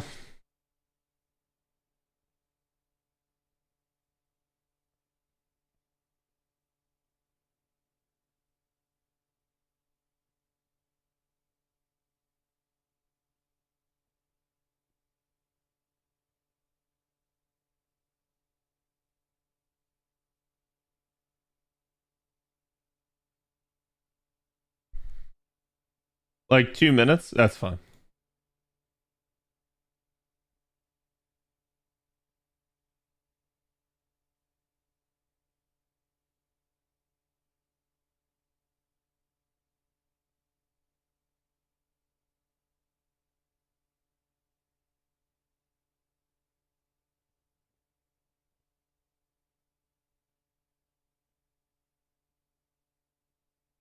Okay. Let me get started here, chat.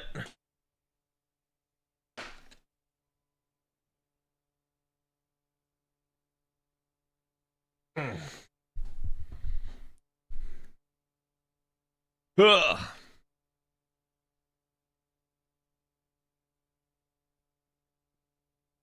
There's still the minute countdown they do. Yeah, I'm not worried about it. I'm just getting ready.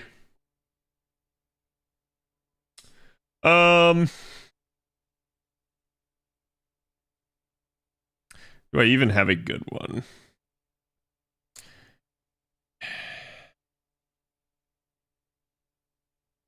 Yeah, I should probably be able to make something like that work.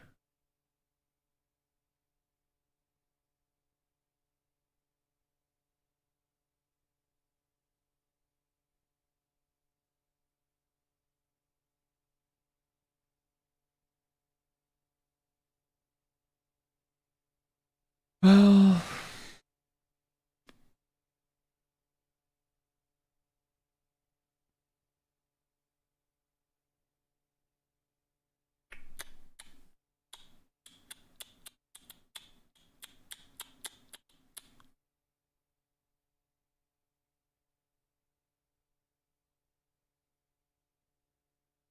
she's in her first form, right? Let's change that. I went like, hold on, that's not gonna be good.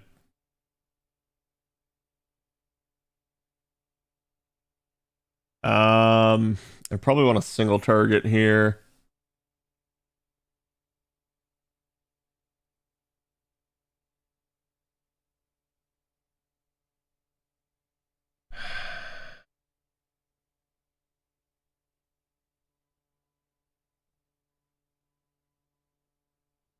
Stream will begin shortly, chat.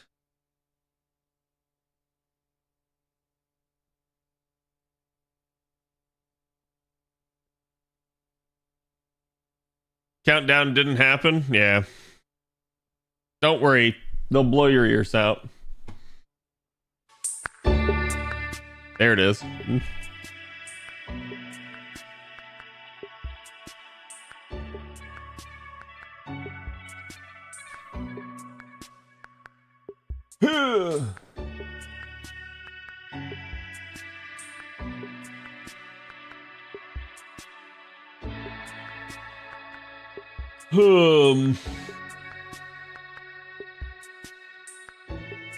What are her traits again?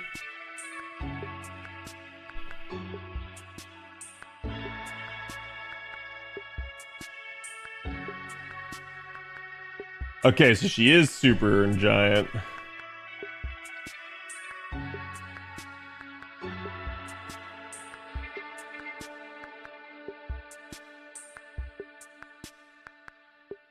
So then David probably works.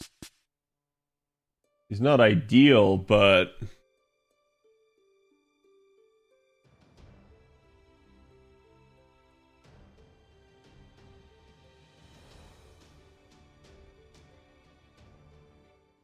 Hello and welcome to Chaldea Broadcasting Station. My name is Albert Cao. I am the localization producer for Vagrant Order here at Aniplex of America. And I'm Michael Casamento, the assistant localization producer. I'm gonna turn them up on your end chat. Welcome and thank you guys for tuning in to today's Chaldea Broadcasting Station Light, Volume 14. Today we're going to be talking about the Chaldea Boys Collection and everything that happens with it. There will be a lot of information today, so sit back, relax, and we'll have a lot of information for you. So first piece of information what I'd like to talk about is this. So right now there's a Chaldea I keep saying Chaldea Broadcasting. There's a Chaldea broadcasting CBS, going on. CBC. I see where you're going. Yeah. It's understandable mistake. So Chaldea Boys Collection 2025 pre-release campaign is happening right now. For a limited time, the special consecutive login bonus celebrating the release of Chaldea Boys Collection 2025 is happening. Logging for 7 consecutive CIA boys. days to receive 8 silver fruits, 3 hero crystal starfall, and 3 saint quartz. All masters who have complete section 3 node 1 in Singularity F will be eligible to receive this special campaign reward. In addition, the Spiritron dress and glasses, Spiritron dress and its wardrobe keys that were available from last year's White Day event will be added to the dressmaking section at Da Vinci's workshop. You can get the wardrobe keys by exchanging rare prisms for it. And then the White Day Spectacle limited time craft essence exchange shop has been added to the rare prism shop, and the command code body ring silver will be added. There you guys can get all the old costumes. So how the limited craft essence exchange shop work is if you missed last year's event and you didn't get a chance to get your free copy of the limited time craft essence, you can just use the rare prism to bring back the shop, and then you'll get the item for it, and you'll be able to exchange for 1 limited time craft essence from last year. Which is great if you missed that. Yes. But or it's also, great if you need a just fair Totsy. warning, if you have already You go by the 2019 Chaldea Boys and get exchanged outrage. your free copy last year, you wouldn't be able to unlock the shop. So that's just something to keep in mind. And then Spiritual Dress Phantom Thief Amakusa Shiro will be free to exchange for players who have completed Final Singularity. The Amakusa Shiro trial quest will also be unlocked for free after completing the Final Singularity 2. The White Day Memorial Pickup Summon will also be held. 7 servants and 61 limited time craft essence from the past White Day event will be available for pickup. Servants who will be summonable will only be male servants. It will be until March 22nd, so use this opportunity if you don't have these servants and you would like to add them to your roster. There's some really good ones. Okay. Yeah. So we'll talk about this year's Chaldea Boys. They're blitzing collection. through this. Let's take a look at some of the information. So, in addition to Chaldea Boys Collection 2025, there will be a story event, a limited time event that goes on at the same time. So there is maintenance and tonight, we'll talk then. about that a little bit later. Yeah. But first, we'll go over some of the information with Chaldea Boys Collection first. So, Chaldea Boys Collection 2025. So this year we have something special. Let's take a look first.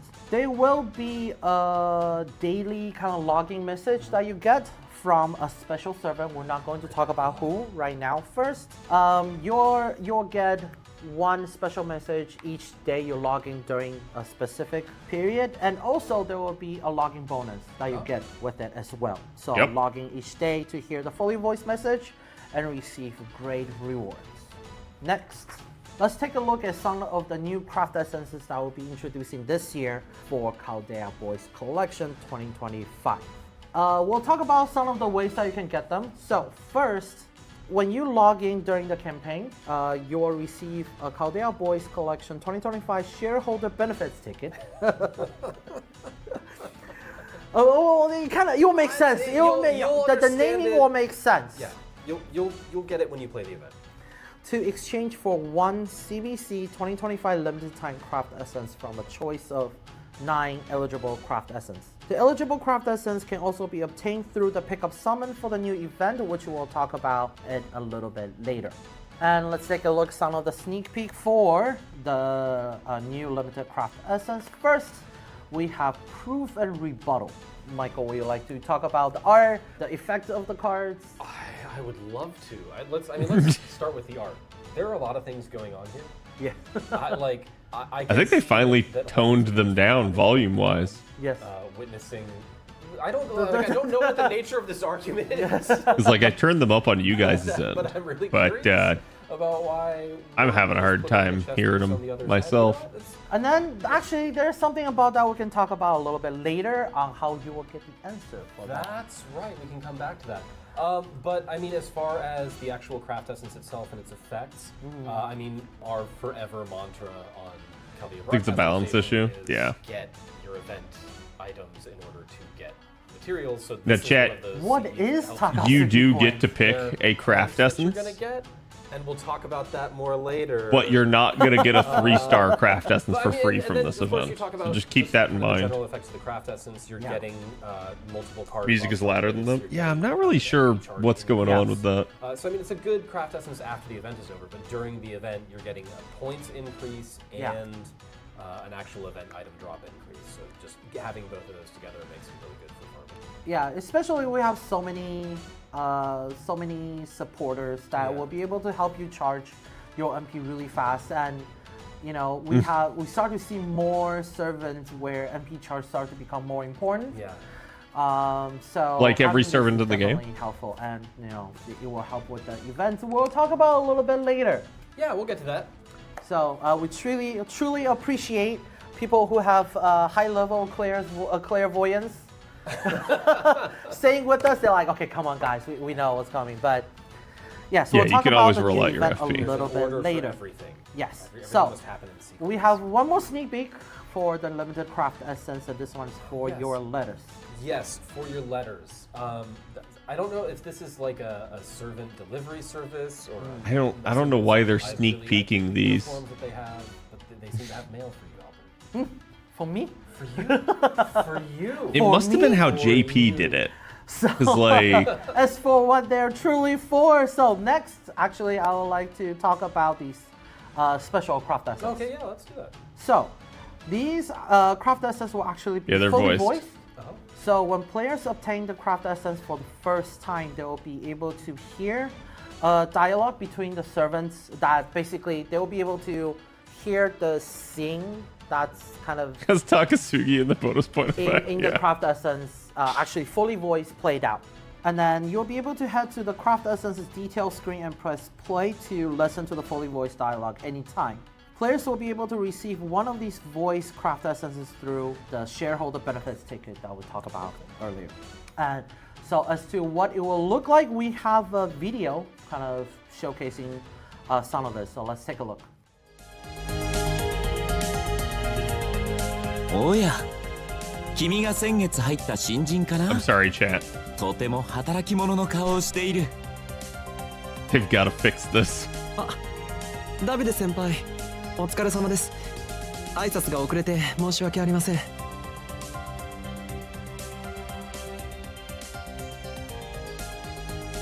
いいよ、その笑顔で十分だと思う。ああ、でもそのルートはおすすめできない。こっちの道の方がいいよ。遠回りに見えて効率的なんだ。そうなんですね。ありがとうございます。勉強になります。それに仕事以外の潤いもある。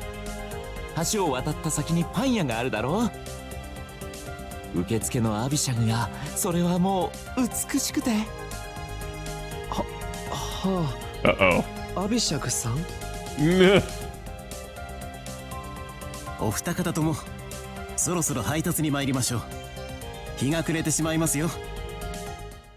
I really enjoyed that you'll be able to hear basically what happened that inside the craft essence played out fully voiced. It's not often we get them talking to each other. So I like It is nice Yeah, that they and the add fully voices voiced to dialogue it. is always something to appreciate. There's no way they can do that for every Next, C in the game. we'll like to talk about a feature that we added in my room for a limited time for this event. So players will be able to enjoy taking photos of their My Room, and players will be able to set 2 servants actually instead of 1. And You could do backgrounds that for of My Room will Valentine's Day, too. switch on a schedule, so players will be able to take photos of your favorite servants in a variety of scenes. The photos will be taken like an instant photo style, so please enjoy. And we actually have a lot more information that we can go over.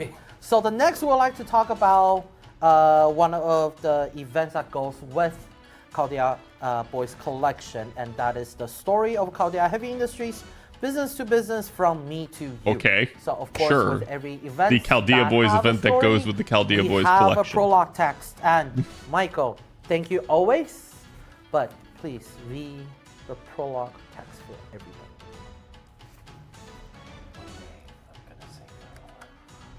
My voice is just not as good as yours. I don't agree with that. And I don't think that the people who are watching... I do agree with it, actually. We'll check the comments later if we see enough comments.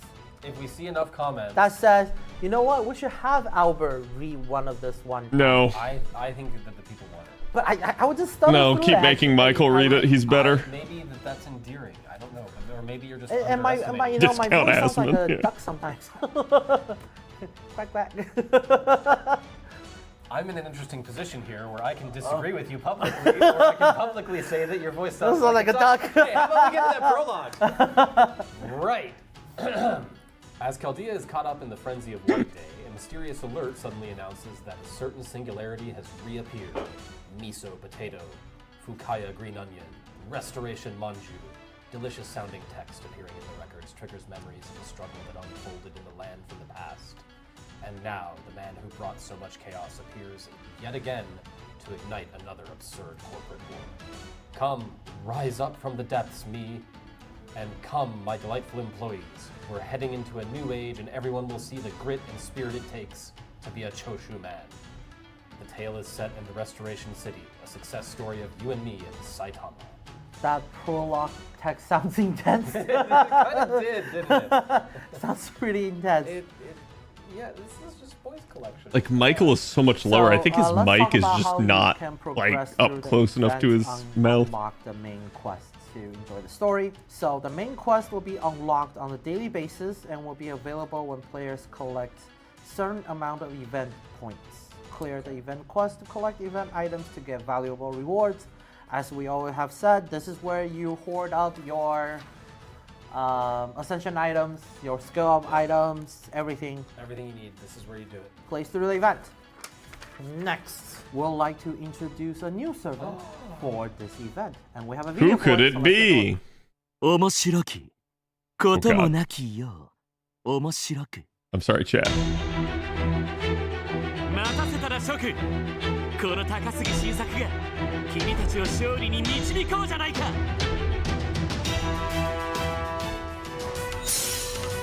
志があるならいかなるものであろうとも一騎当選のつわもの I do really like his これこそ MP. が僕の宝具騎兵隊さあ時代ごと叩き潰せ荒ばき Bro's just like, screw the rules, I have money. So, we have the new servant is 5-star SSR Archer Takasugi Shinsaku. So let's take a look at his spec this time. Alright, so Takasugi Shinsaku is a AoE quick archer. So he is really great at clearing out waves, but also because he's able to buff party-specific color cards, as well as he has a targetable crit strike buff, he's going to be really good as far as helping clear out waves and farm and getting through some of the more difficult challenge quests if you pair him with the right people who are going to get the right support. Yeah, he'll be good at doing all the content in the game. I am a big fan of AoE, Noble Phantasm Servants. Yep. They can be used very well in a lot of those sorts of typical fights we run into. And I love his design so much. His design is really cool. I hope I have enough stones. I believe. I believe in myself too. So now that we have introduced a new event servant, so let's take a look at some of the servants who will receive Am I rolling Takasugi? event No. buff from this event. You'll receive attack strength buff, plus all male servants will receive a bump point gain bonus from this event as well. Please check out the in-game news page for a full list. So let's talk about actually when the event This is basically will like a start. Guda Let's review Guda the event. schedule again. So CBC Chaldea Boys Collection 2025 and the new limited time event, the story of Chaldea Heavy Industries, business to business from me to you, will both be starting from March 5th, 2025. The event's participation requirement will be to clear the Singularity F flame contaminated city Fuyuki. So this is a good time for new players to start joining the event and to start joining FGO. As you clear Fuyuki, you'll be able to participate in this event. Start saving on those material for some favorite servant that you may have in this game. Next. So before earlier, It's we actually talked the about prior Guda the Guda, isn't it? special voice message that will play when you log in. So the special message will be from Takasugi Shinsaku. Again, those special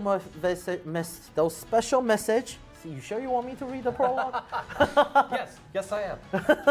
So the special message will play each day when you log in. So you'll be able to hear a different fully voiced message from Takasugi Shinsaku. So please look forward to it. Next, we have the X icon and headers giveaway. So in addition to the 2 craft essence we introduced a little bit earlier, the other 7, so the full 9 craft essence, will be available as part of this giveaway. Their illustration will be available as part of this giveaway. So please check out the CBC. I actually find the Sherlock art funny. Event, website for more information on how to get the X icon and headers. Next, we also have a smartphone wallpaper giveaway. So share the special website for this event on social media, and you'll be able to get an original wallpaper for your phone. So go check it out. Lastly, of course, we have a Sing Chords giveaway. So our social media campaign. Are we gonna get it, goals chat? have been reached. Yay! So as a reward, The goals have everyone will not been receive reached. 16 quartz in a few days, so please check out your in-game present box later on to claim those same quartz. And that was a lot of information that we have today, but that was it. So the So fix what do you is think in. about the event? I'm looking forward to it. Yeah. I want to find out what the shareholder benefits tickets about. That's what I'm in it for. So, and each day you get a fully voiced message, and you also get the fully voiced craft essence as well. So I am looking forward to everybody's reaction to those, and I hope everybody enjoyed the event. So we'll see you next time. Bye. Bye. He's always reading the prologue. No, make him do it. How about instead, both of you go back to the drawing board and fix your audio issues? Yeah, that was a really fast one. God, how long was that? That was 20 minutes from when they started, so that was only like 15 minutes in actuality. I guess like 17. Like, that's yeah, they didn't really do much. Like I said, the interesting thing there was seeing that we didn't in fact hit the social media campaign goals, and they still gave it to us. You know, I saw some of you in chat going like, "Oh, it's pre-recorded." They're always pre-recorded. That's so. This is an interesting thing, chat, because I've seen people ask me before, like, "Hey, are we allowed to cover this?" Yes, because I'm watching a YouTube video. This is just a premiere. This is not actually a live stream. I call it a live stream because they used to do live streams, and that's how people are used to doing it. But to be fair to them, okay, I actually have to give them credit here. They listened to my advice. At least I think. Because I was criticizing their live streams for a long time and saying that they were kind of just like if you guys think that the like pre-recorded stuff here is bad, please understand it was worse when it was live, because like they would just have all sorts of technical issues and we wouldn't really get a coherent live stream. We'd be waiting around for things to like unfuck themselves.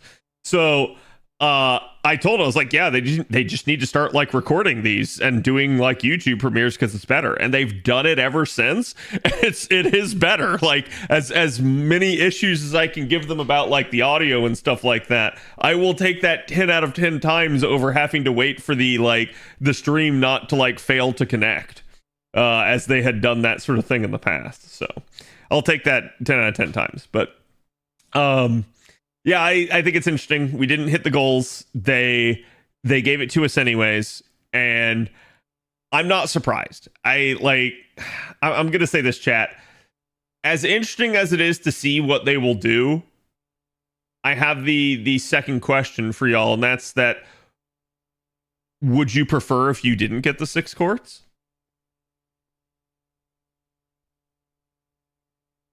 I know I personally would rather just have 6 more courts, right? Like, as interesting as it is to see, it's like, yeah, I don't care if they just give it to us anyways. It does mean that the social media campaigns in that regard are kind of hollow. That, like, they're just trying to get you to, like, you know, tweet it out and share it on Facebook and all that stuff. Basically, in order to... how do I put it? Like in order to broadcast and like advertise the event, right? That's why they're doing it. And the whole reason is, hey, we're going to give you some sort of reward if you do that. So we did it. We just didn't get enough. And I think that's fine. I think, like, you know, they could scale the reward. Maybe instead of you getting 6 courts, you get 5 or something like that. But I mean, I'd rather have the 6. So it's like, I don't think there's any like good rational argument to be like, yeah, I don't want the courts. It's like, I think everyone would just prefer to do it, and the milestone that we get is the milestone that we get, right?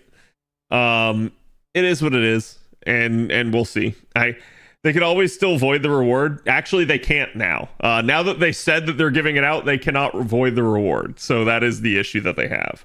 But yeah, that would have massive negative repercussions. So. And I like, it is what it is, right? Like, they can do that sort of thing if they really want to, but it's just inherently a bad decision. And I'm going to say, in general, I think it's better for them to be kind and to be generous as developers for a game that makes millions of dollars than to be stingy and not give us that stuff. I think it reflects better on them if they actually do it, right? Single boss activated, yeah.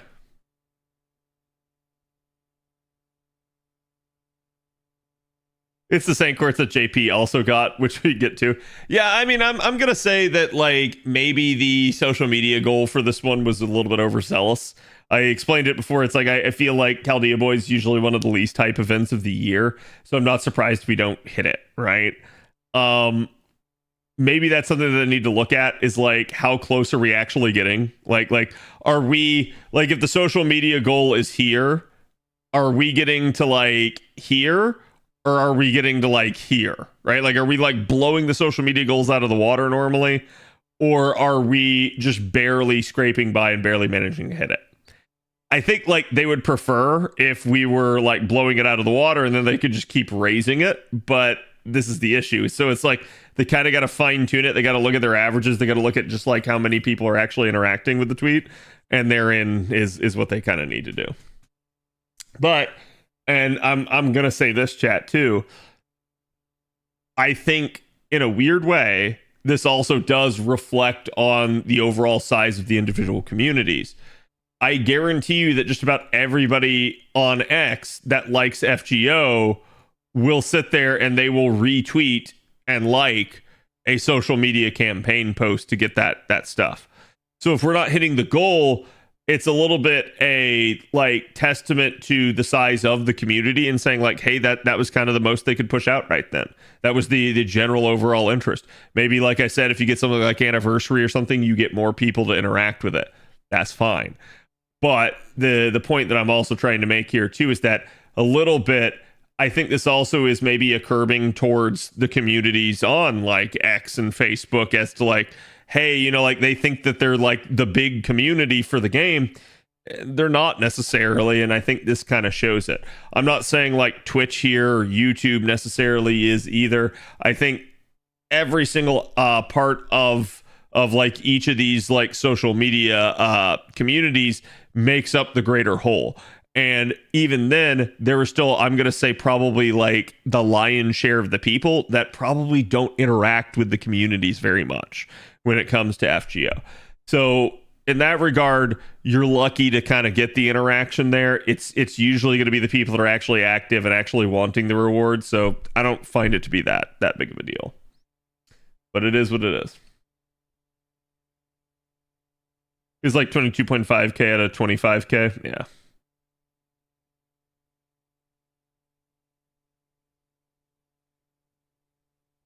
I've seen no one asking others to retweet it, like on Reddit and stuff, to remind people. The posts themselves, they actually retweeted it not once but twice. So like FGO USA actually reminded everybody two different times to go and do it. So that's not normal in and of itself. I think they knew that they weren't really necessarily hitting it, but I mean, they got close enough is what I'm going to say. It's not like we majorly missed the mark by a crap ton or anything like that.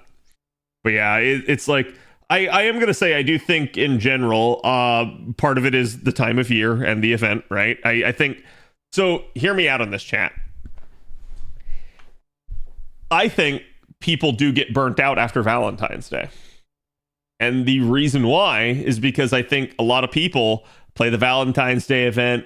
They usually end up kind of like either blowing their load before the event or like during the event with all the banners that are there. They don't necessarily have a whole lot of stuff at that point left in the tank.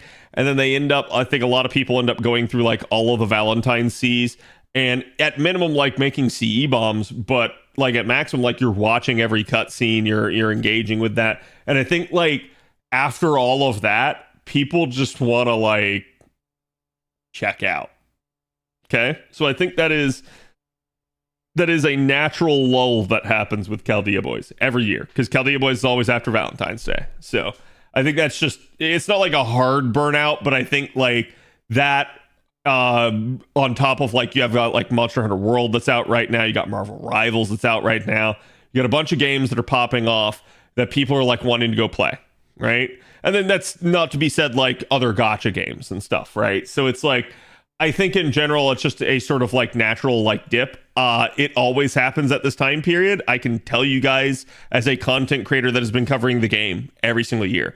So this is nothing that's like abnormal. This is nothing that's like worrisome or anything like that. And I'm just going to tell you this will start to pick back up, especially because we have a collab event coming after this and we have a lotto coming after that. So you guys have quite a bit of stuff. Plus, again, the Ordeal Call prologue and everything. All of that's on the horizon for NA. So it will like after Chaldea Boys, it'll almost immediately pick right back up. So I wouldn't worry about it too much.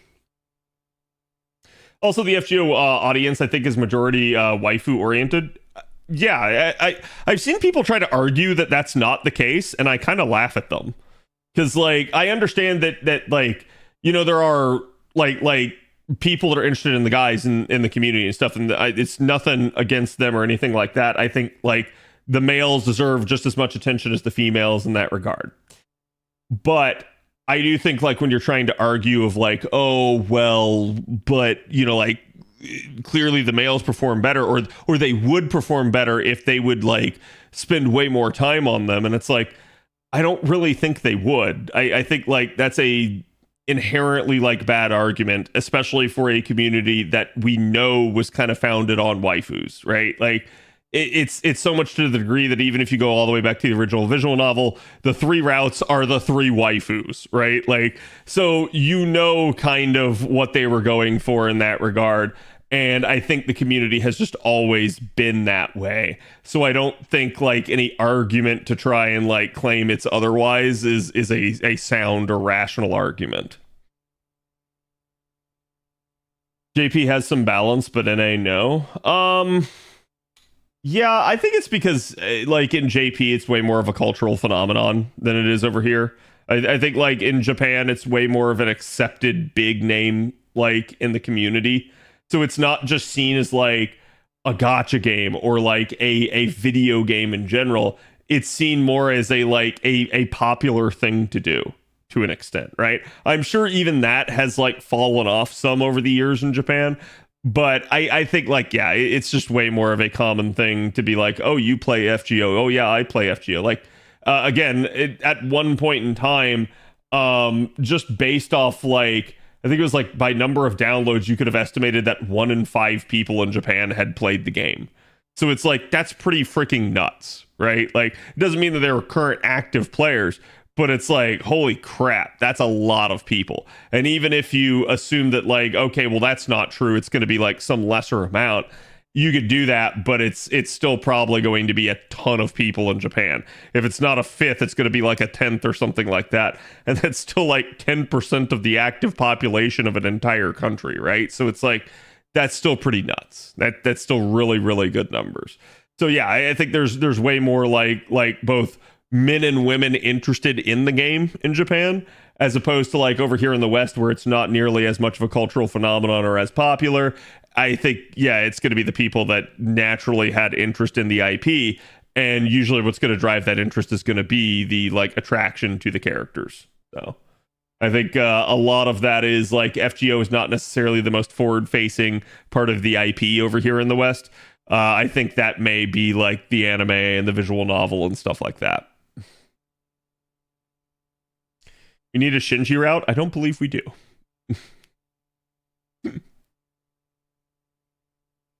Look at how many people grail female servants over males. Yeah, that'd probably be a decent indicator, but not always, right? Like, because I think, like, to a degree, you'll see people that'll have both grailed, and you'll see people that maybe, like, hyper-fixate. So it's like, for instance, if you look at mine, like, I have all the Artorias grailed, and you're sitting there, and it's like, yeah, obviously now, not only am I just, like beyond, like, doubling and quadrupling up, I'm going insane with it, and I'm using all of my grails to that extent.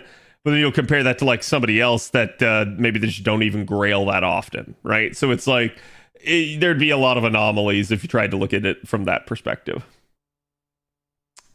Need a tiger route? I do agree with that. Think Shinji'd be a 5-star at FGO one day? Probably.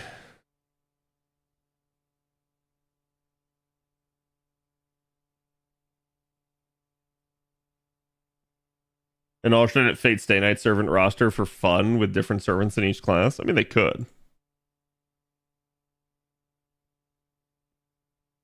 Ugh.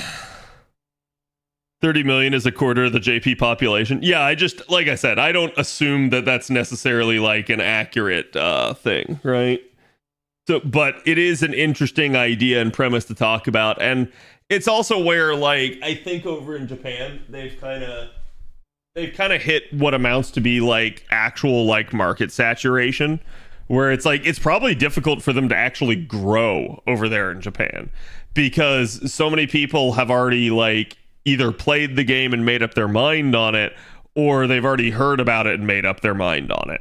So it's difficult to try and attract some newcomer to it.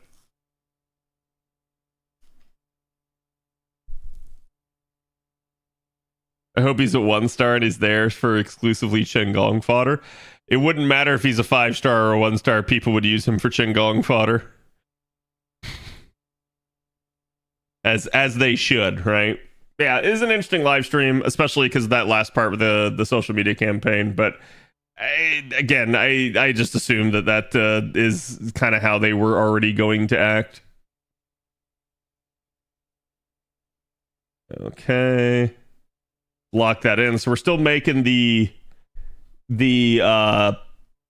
parties here. I'm kind of looking at some of the app media suggestions and kind of trying to do some pairing up here.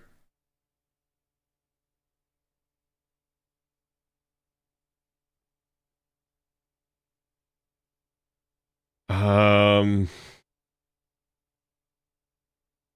don't think that's gonna work.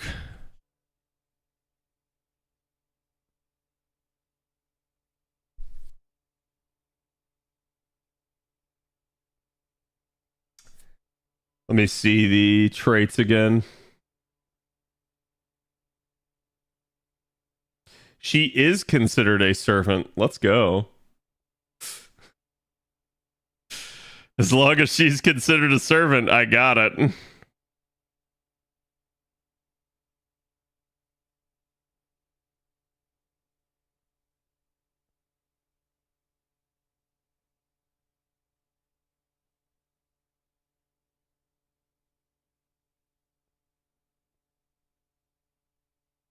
I approve of all the Shinji hate. I think most people should.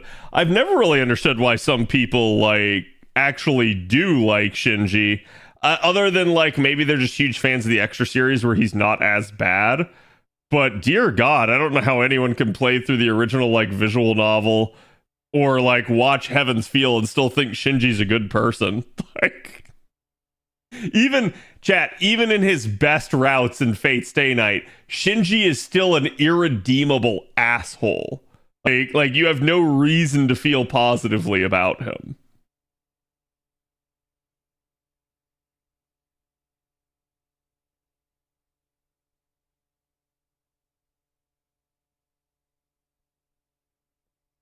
Fujimaru's VA believes Shinji's a victim. Ooh, yes, I love this. Okay, so we get to have that talk. So chat, is Shinji a victim? If you can answer that question, I want to hear it.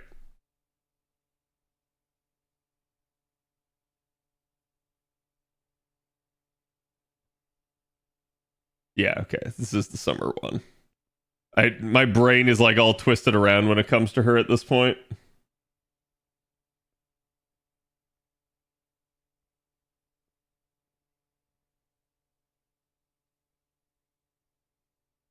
Zoken and his upbringing, sure, yeah. So Shinji is absolutely a victim.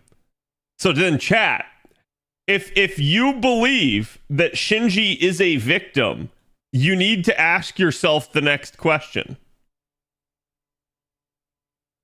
Does that excuse what he's done?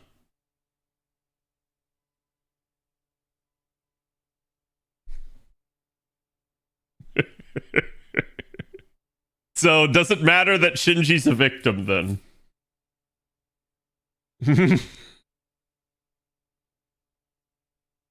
No, but it doesn't make him less of a victim. Sure, I agree, but it doesn't make him less of an asshole just because he's a victim, right? So the idea here is, and hear me out, right, chat? If you've ever seen this, and I don't want to like make light of this, especially if this has happened to anybody in chat, okay? But there is a correlation of kids who go through like child abuse from their parent, who then grow up, have kids of their own, and abuse them. There is a correlation there.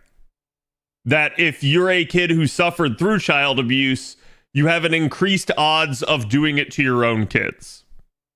That's fucking terrible and horrifying. But it is a thing. But why is it just a correlation and not a guarantee, chat? Why is it that, like, not everybody does that?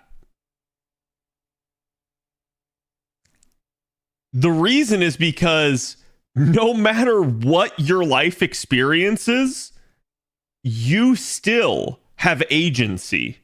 You still have the ability to choose and the responsibility to do so. Just because you're a victim does not mean you get a free ticket to just do anything you want, right?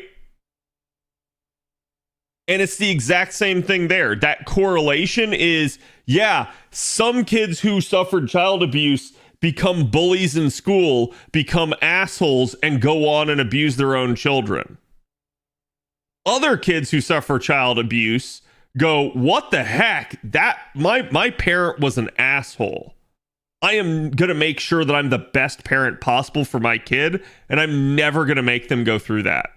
And this is an interesting idea because I actually have a real life, like, kind of connection to that.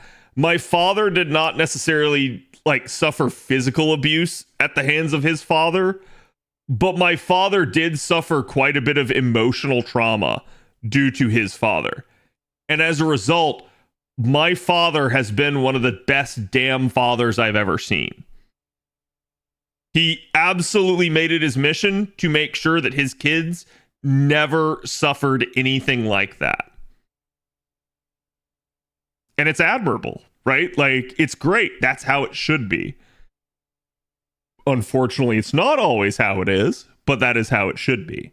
But that's an example of, look, just because you experience something bad doesn't mean that you can't, as a human being, think through that issue and come up with a better solution when it applies to you, right? So it's like Shinji suffered a horrible upbringing, but there were still positive influences in Shinji's life that he willfully ignored and then chose to become an asshole even still. So it's why it's like, yeah, it does not excuse what he did. He made his choice. And that's exactly why Shinji is an asshole. And it doesn't matter how they try to redeem him in the other parts. He's still always going to be an asshole because of Fate Stay Night. He chose to be worse. Yeah.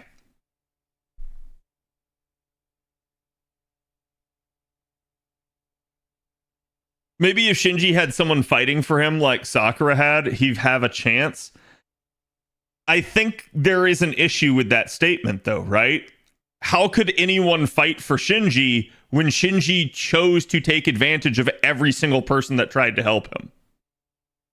Right? Like, he could have had a good relationship with Sakura. He chose not to. That's on him. Because I guarantee you, Sakura didn't go in treating him like an asshole, right? Like, so it's 100% his own fault for why he ended up the way that he did. Yes, he might have had circumstances been different, but he doesn't get to excuse his own blame from that, right? That is to say, when you're a kid, you don't get to make a lot of choices. But one of the few choices you do get to make as a kid is how you treat people. And that is a choice that will reverberate the rest of your life, right? Like, that's always been the case. It's golden rule, chat. Treat others how you wish to be treated yourself. Okay, I need another 50% C here.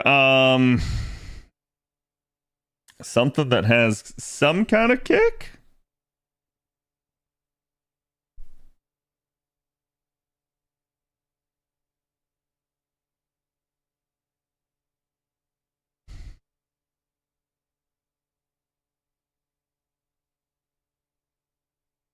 We could go with Knights and Marines. Because I don't think I'm going to use it otherwise.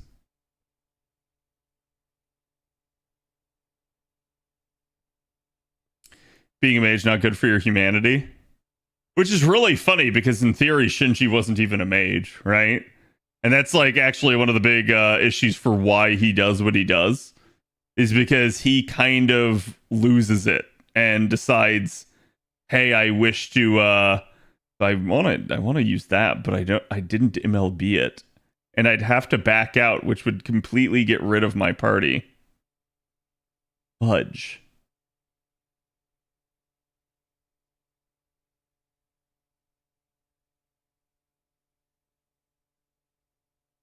I do have it maxed out.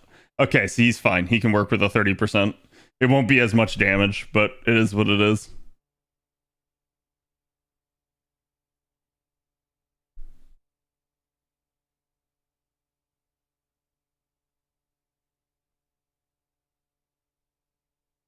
Definitely look at Gordolf. Yeah, exactly. Like, just because you went through bad circumstances doesn't mean you also become bad. You have a choice. You always have a choice, chat. Never let anyone tell you that you don't. The person that's telling you that you don't have a choice is telling you because they don't want you to make a different choice. But there is always another choice.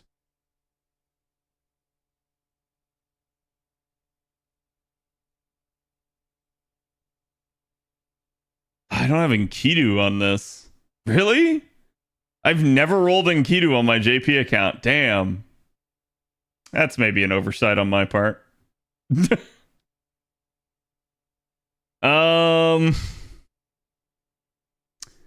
Who's another strong single target against her?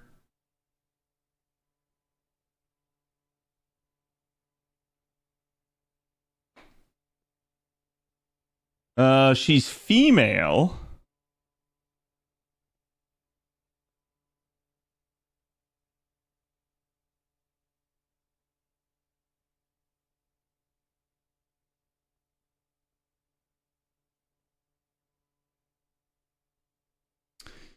Do I have Jack?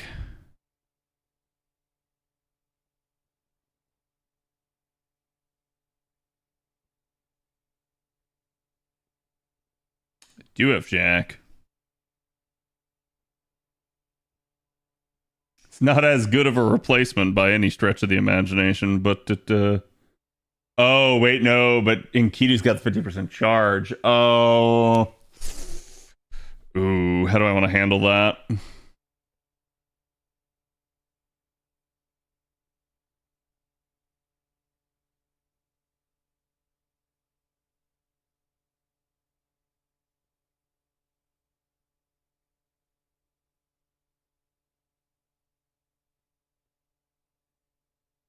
Hmm.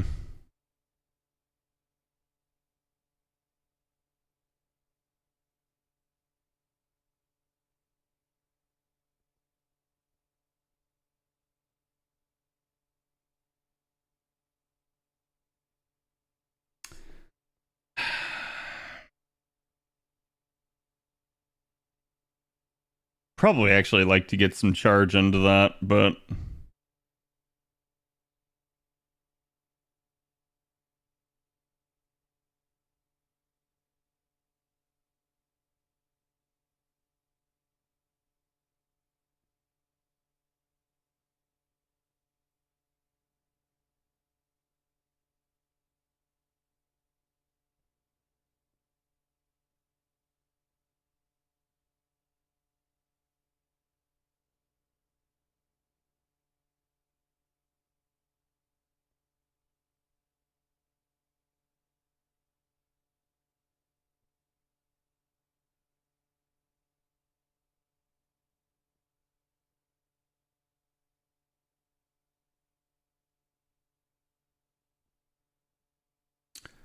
um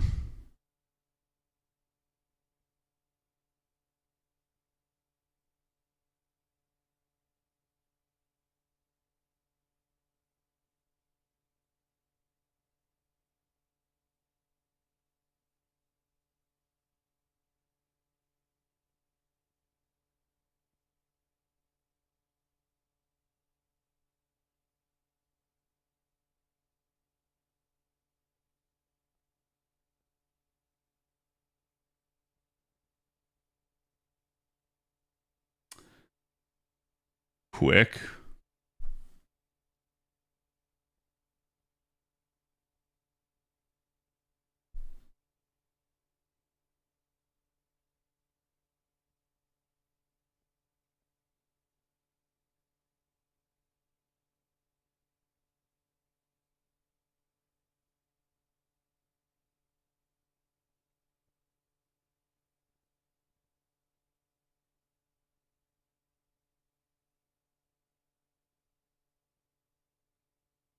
Wait, Chad, is that MP gain or is that MP damage?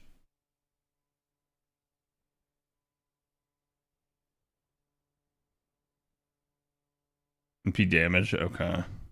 That's not the one I want to use. Isn't there one that's MP gain? Is it the two maids?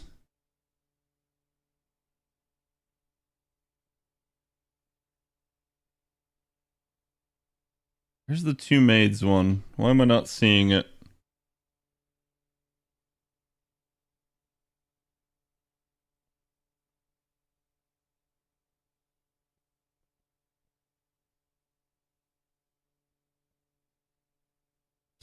Yeah, it's the one I'm thinking of, but it's the one I'm looking for.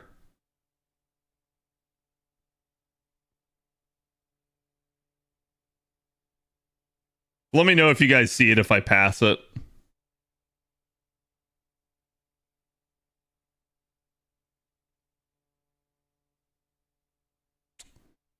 Those are all Valentine C's.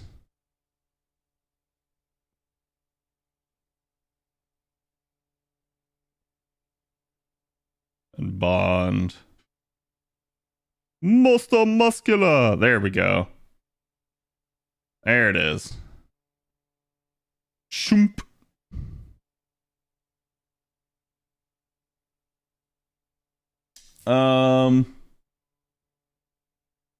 This is 7. Let's go design the last one first.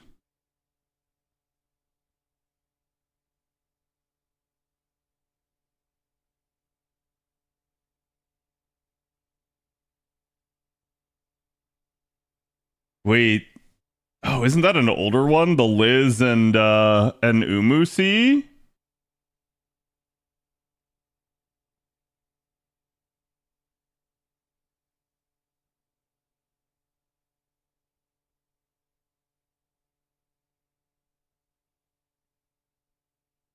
I don't know if I have that one.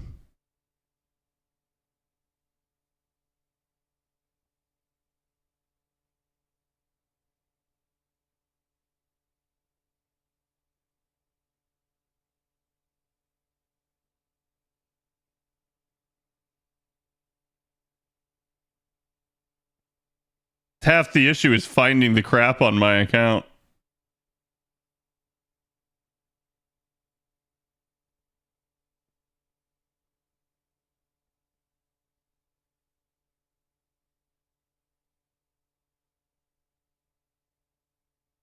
Wow.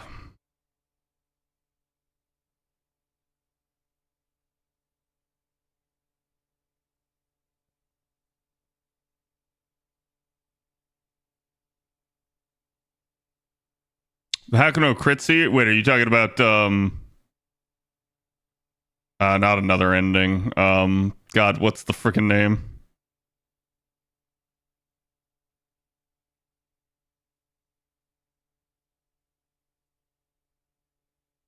Victor of the Moon? Yeah. Got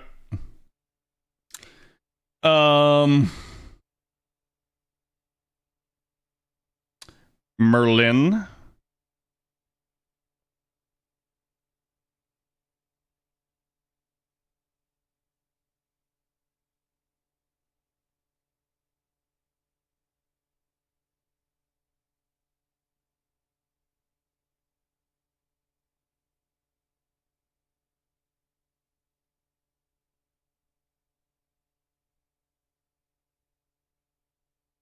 Database.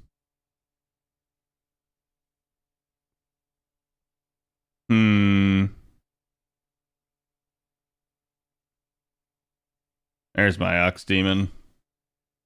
Okay, so that one is the 10 out of 10, so we got to do the 7, 8, and 9 still.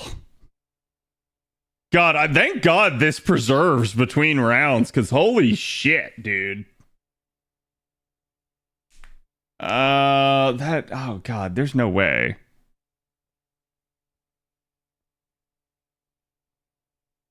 Oh, I may have messed this up, but whatever. I see people are like recommending certain lineups on certain turns.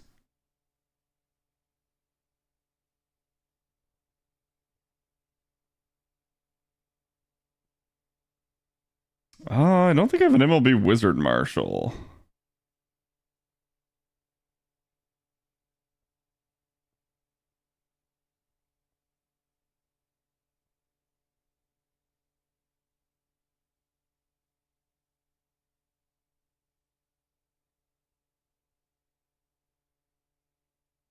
Or do I?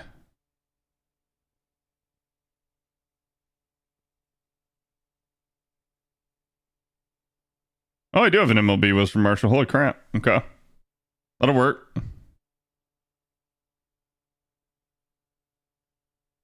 Putting DPS to the back, right? It really, I don't think it's a huge deal. I don't think he's going to work very well for this, but they recommend. Running out of 50% C's, chat, help.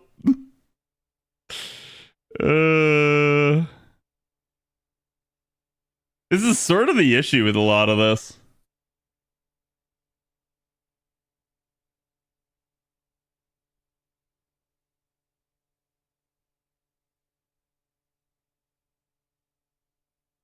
There's all the welfare charge C's.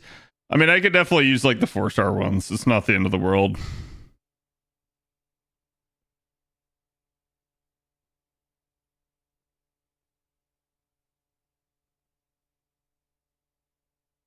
Anna? I actually have a strong Anna.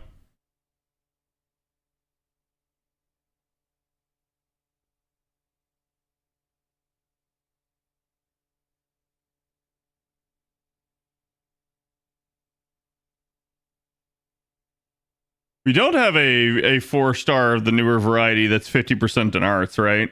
I think that's the only one we don't have. Because we have NP damage, we have quick, we have buster, we have NP gain. But we don't have arts.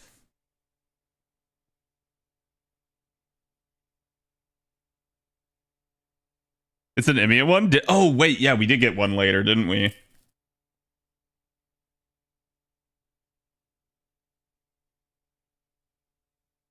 Did I not have it? Because that's projection.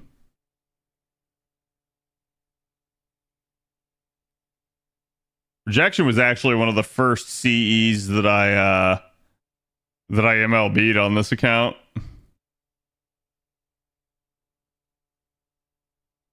Bob, you liar.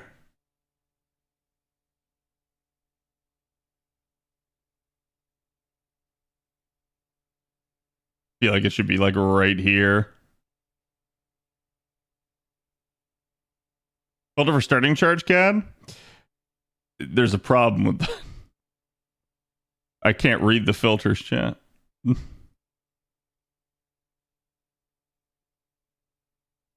Wait, no way. That can't be the only one of it that I have. That can't be.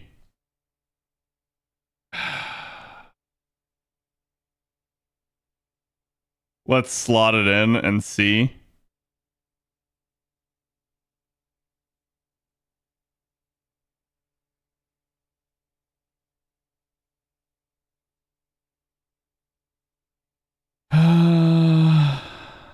Is it that? And see, like, I can't read chat. I guess I could turn on arts, but that's gonna get me a bunch.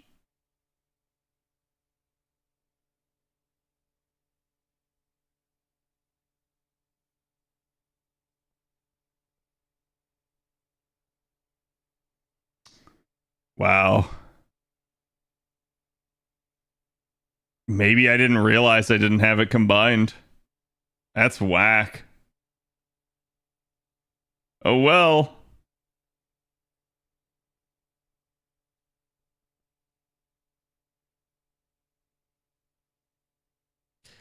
Not what I'm trying to hit. Thank you.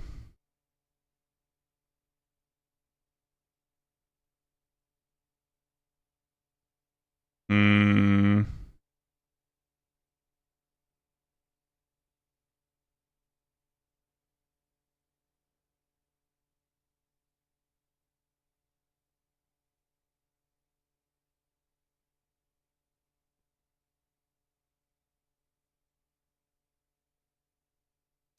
Anything I could give her that's 50% that's advantageous.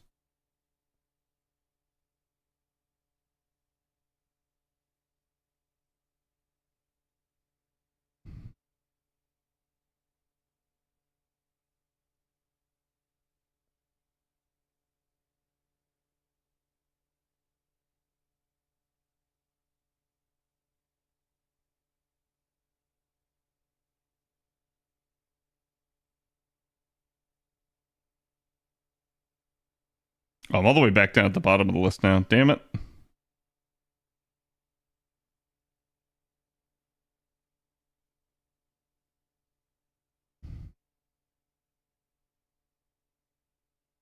Which one's the 50% damage against female?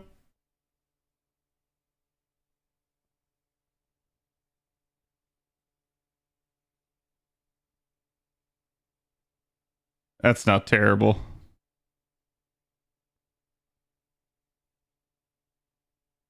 Oh, is it literally the Bradamante one? Or Bredamart, god damn it. Carmilla C from Valentine's.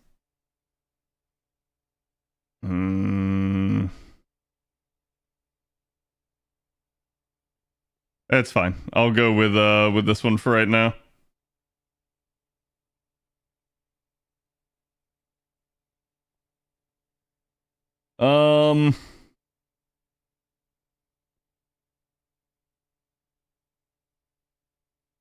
A lot of this is just AoE spam. It's kind of funny.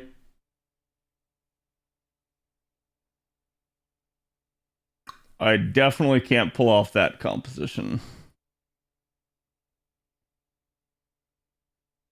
I got 2 more comps I need. Chat, any suggestions?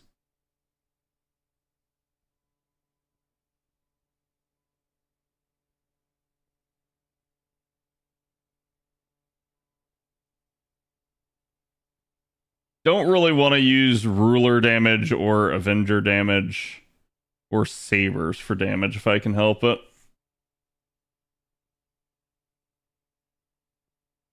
Did you use either arc? I did not.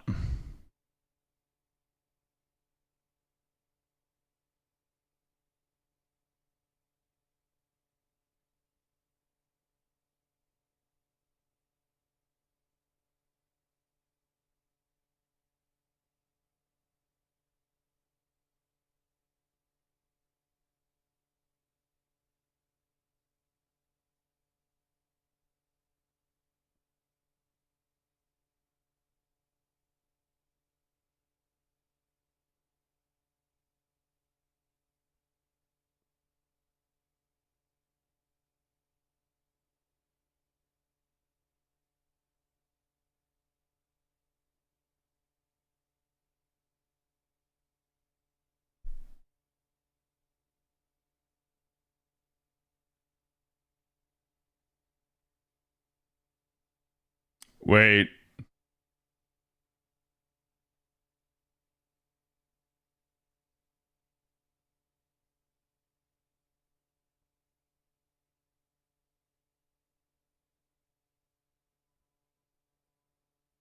Alter Ego's 1.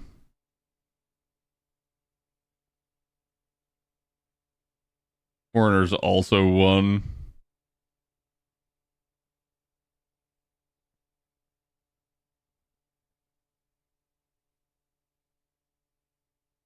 Gender's advantageous, so yep, we can go with her.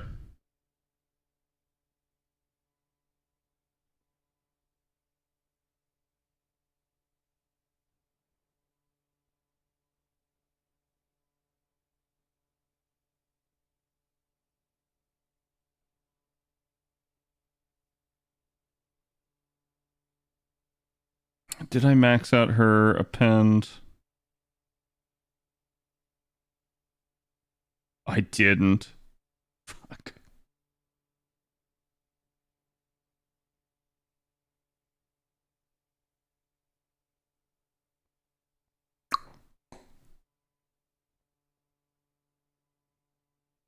Okay.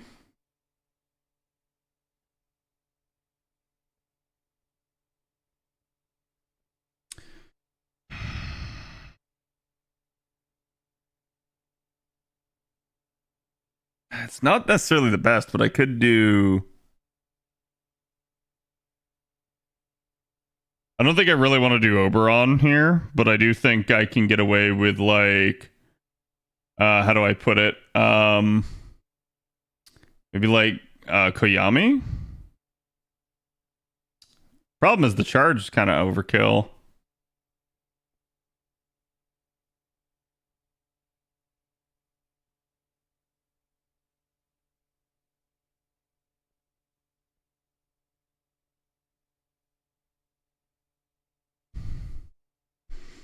Well, actually, yeah, hold on. So she's got 10 from her append, 30% from her own skill. Oh,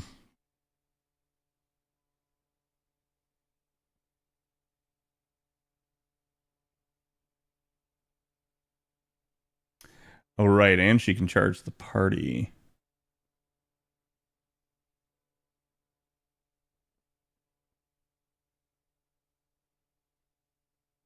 So she's 50.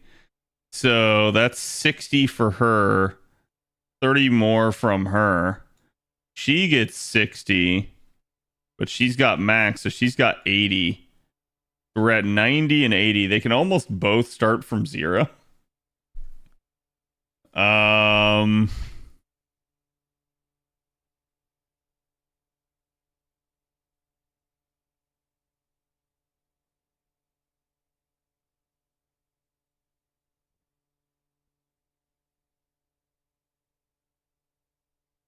I could like NP with Arc first, but then that kind of neuters Arc's damage.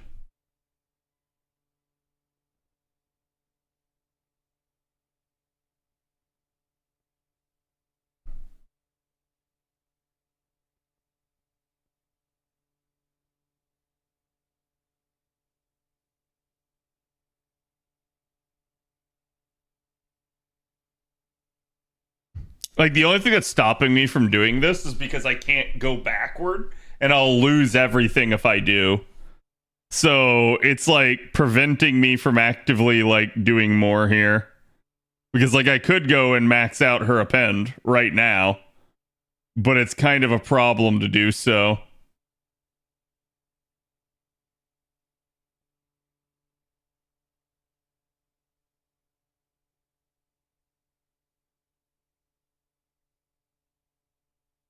Whatever, let's stick with that for right there. I've got one more I've got to make. So, who else, chat?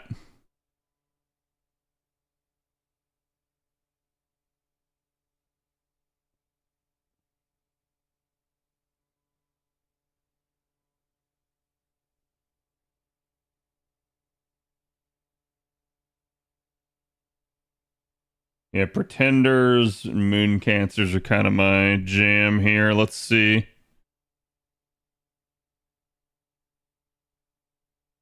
I got Kiara.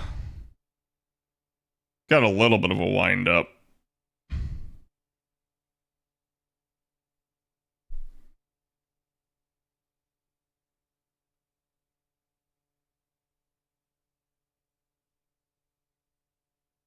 Definitely Cuckoo. I mean, I can go with Cuckoo, but Cuckoo is just neutral.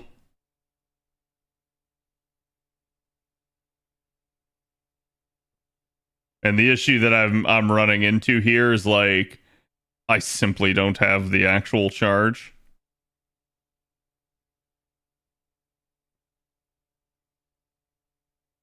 to make some of this work.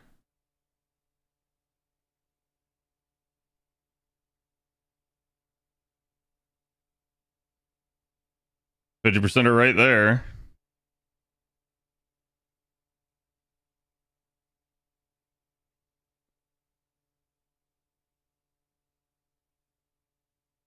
But Cuckoo has a charge support. I mean, you can use that, but then you're kind of wasting some of the potential of Cuckoo herself, right?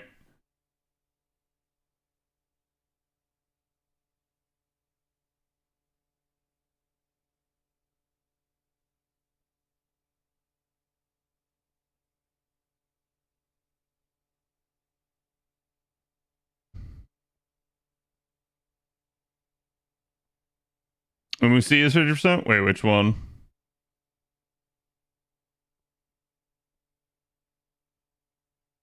Think about this.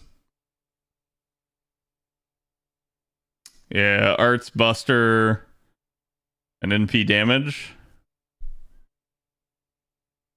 Definitely go for it. All right. Now the next question is, what mystic code do I want?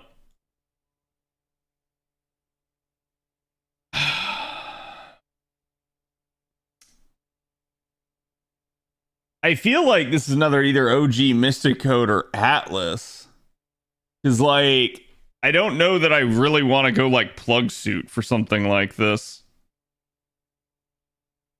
But I also get the feeling... Chat, does she, like, Invuln Pierce constantly? I see that she has Invuln Pierce in the kit. Sometimes? Okay. So it's not like a persistent thing.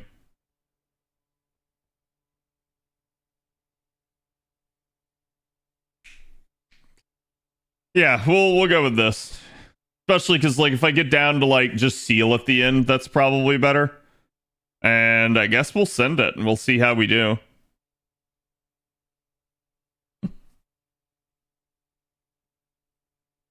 Oh, I never... Da Vinci. Did Da Vinci's depends? Oh, I did. Do I have another 60% C on JP?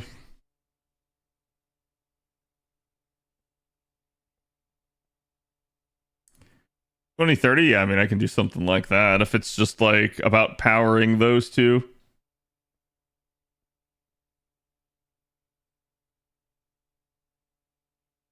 Or actually, what I could do. Where is it? Yoink.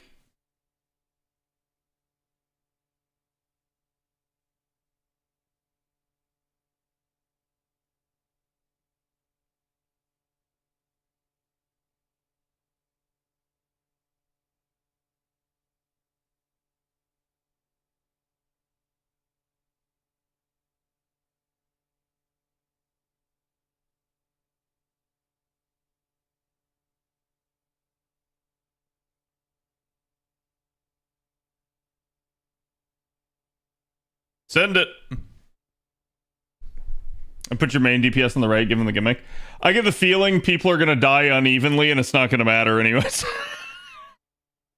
Or does it just rotate the entire party? I don't know. We'll find out. Okay. What is this?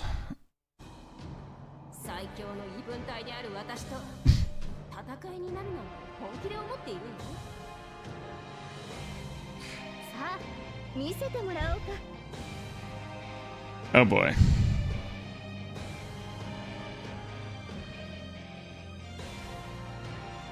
Oh, hold on. I don't want to screw this up.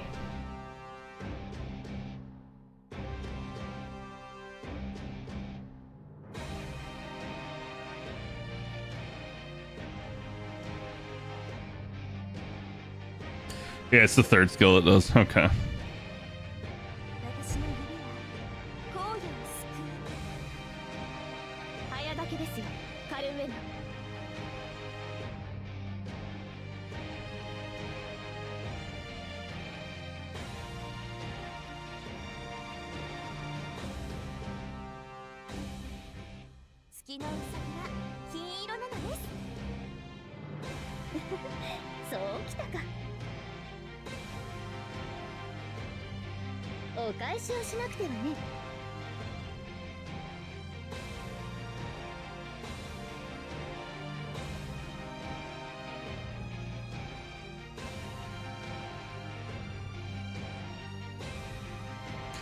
CCC is the damage one.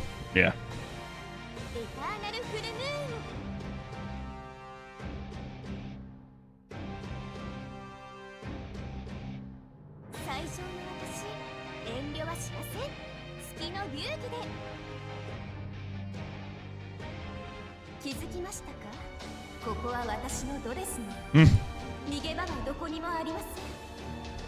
Okay, let's see.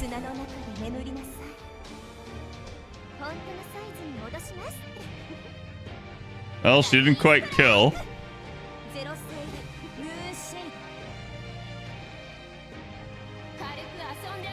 Okay, NP gain down. NP seal? Yuck.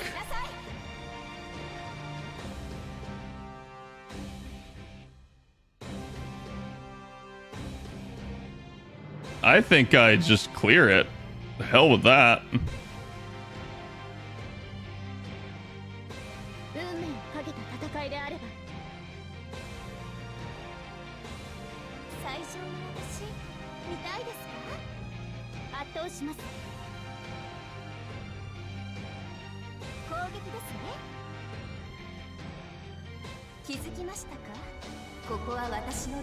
Does it give tax breaks? I have no idea. That's why Twitter was sharing the Rushmore meme? Yeah. Okay. Like we've popped both her side things.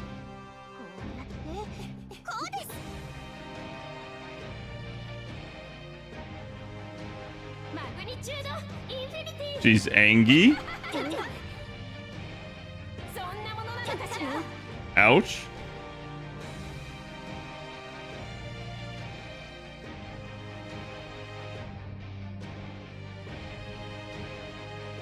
Okay, so what does the NP do?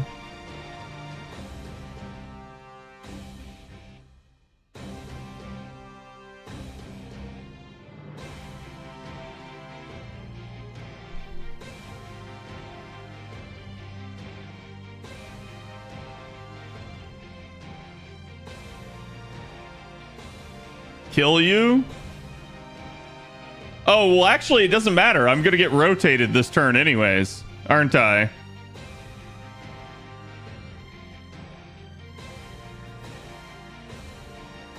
Huh.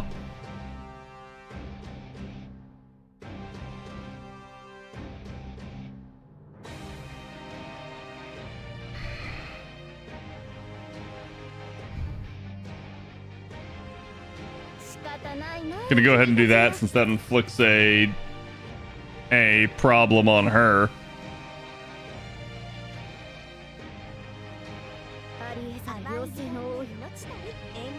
And then we're gonna try to boost her, because it's pretty much the only thing we kind of can do here.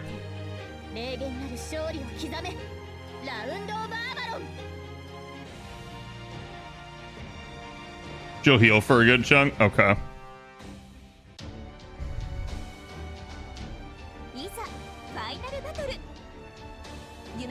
Booba. Awooga.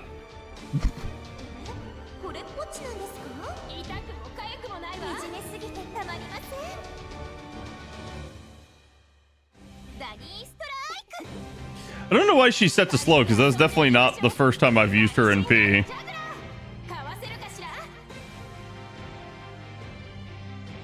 looks like now she has invuln.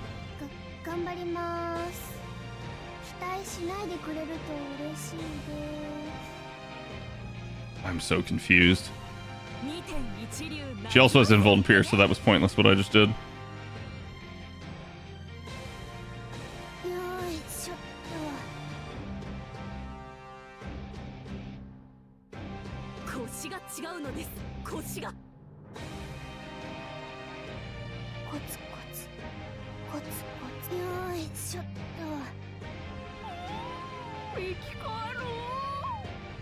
I'm basically just going to use this to try to get rid of the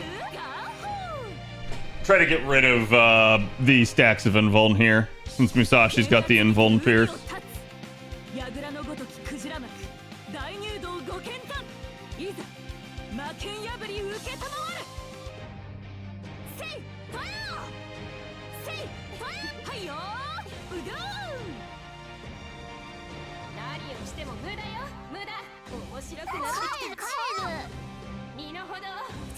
Jesus. She is pitching a fit. But holy crap, Musashi chunked her hard.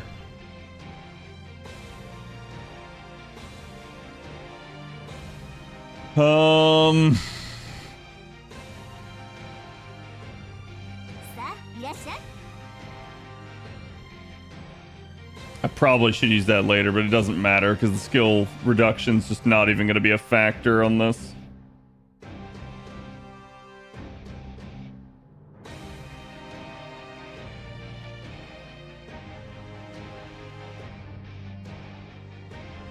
Wait, if I pop her bar, I can push, right?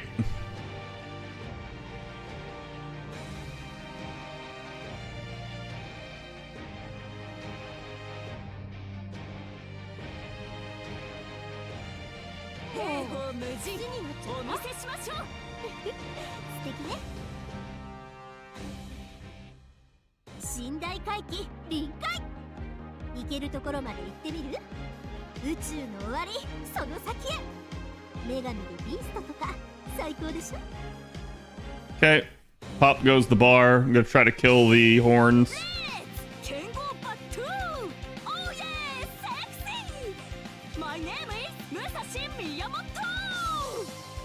Wow, that still didn't kill the horns. What the shit?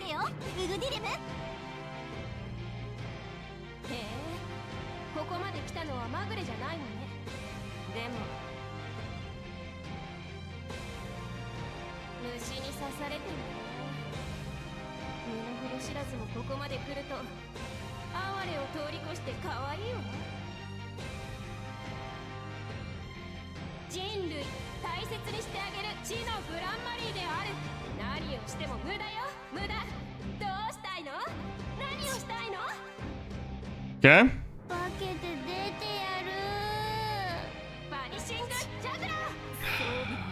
God, that's so dumb.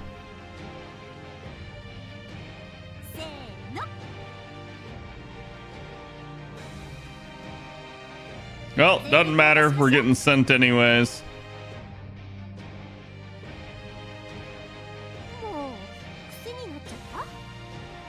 I still have the arts buff, so I think I just send it arts.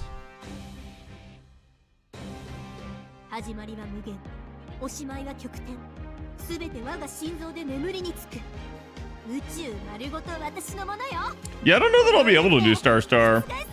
We'll have to see. I'm definitely not dealing very much damage to her, but like, I know I'm gonna be stacking the buffs here.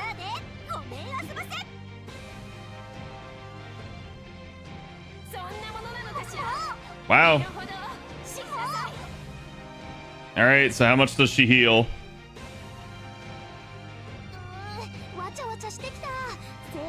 Oh, she didn't heal at all. I'm confused.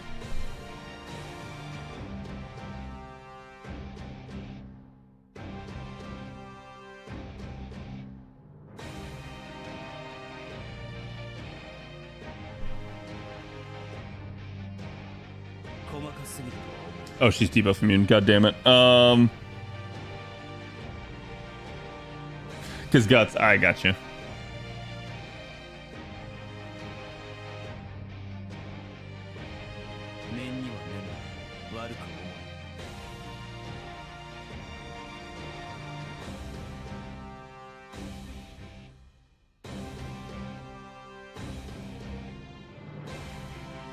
I feel like Raiko's gonna do more here. Like, it just... Yeah, she's considered Sky or Earth. Do you have Divinity? She does not, so my Karna's gonna do jack shit for damage.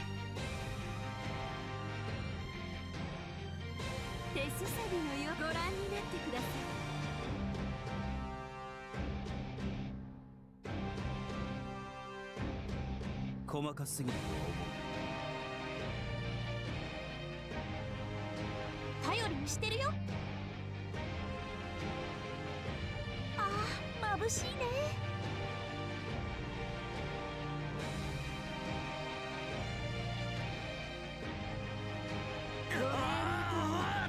このらあらあらまあ Ara mama. Karna's 2 times though. He is, but he doesn't have any sort of trait, and mine's only in P1.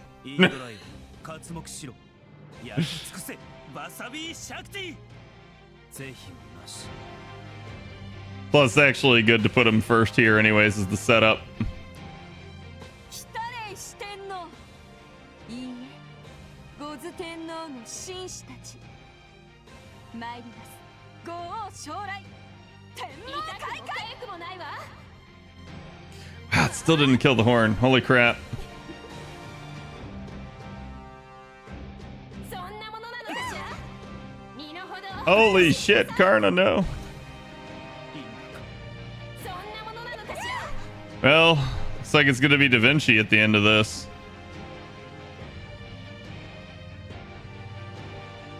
進もう。 Dangerous.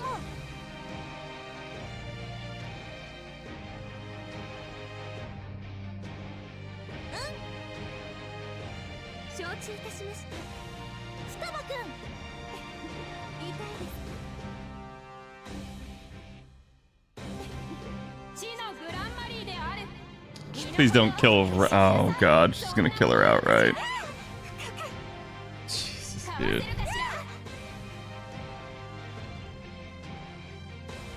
Whoa, 2 million. Or was that she revived the horn?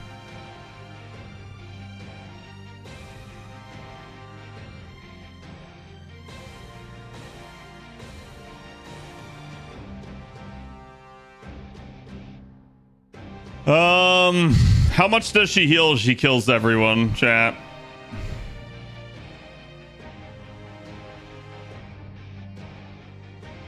$2 million?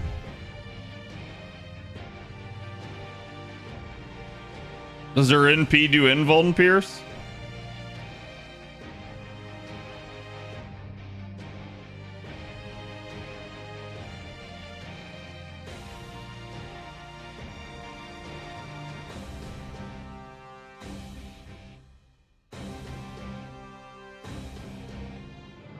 I kind of need to know what the NP does. I can't make an informed decision. I guess I can go check it on app media, but...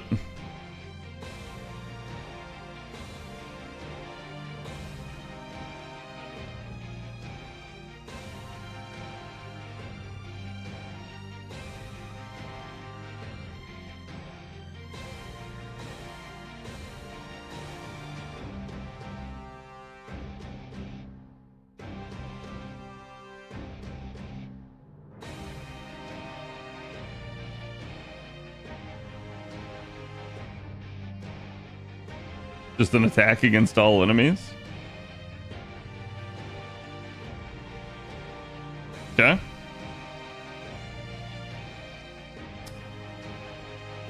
that's the case, I think we go ahead, we use the invuln there. Just that she doesn't die. Even the horns are resistant.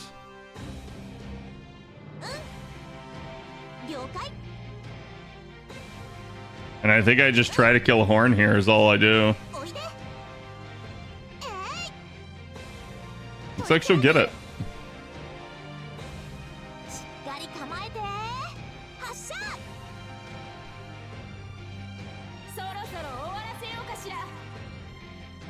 Are you kidding me? Are you kidding me?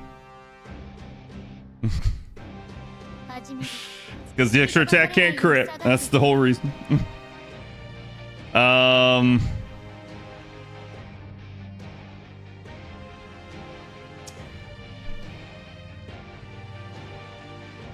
Okay, Tam wasn't a good choice here.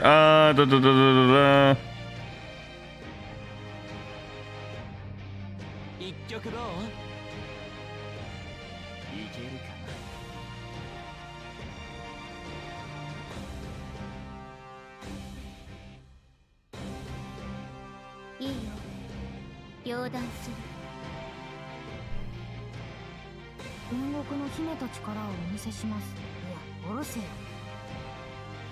全開でいきます。ああ、手加減なしでな。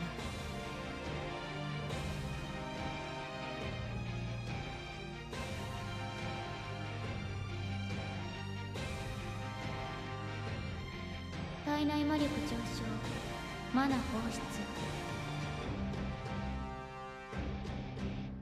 Extra attack up on a pin matters, I guess. It does. いいでしょう。ひれ伏しなさい。主、気合い入れてかかるぞ。この星で一番の信念。 Oh, it's David's.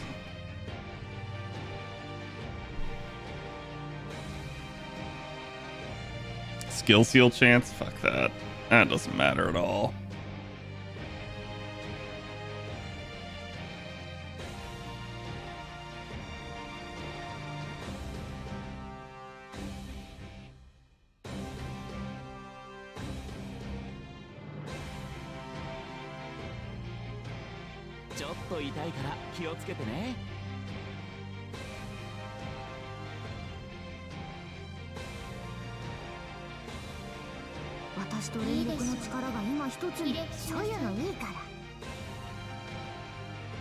No, I'm just chaining the NPs for the extra overcharge.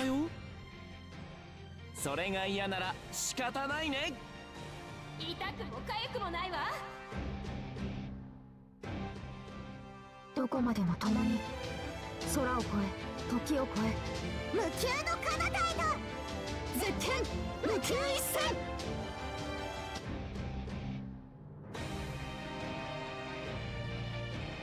The horns affect how much damage she takes. Yeah, they give you the entire team buffs like at the end of the turn, so.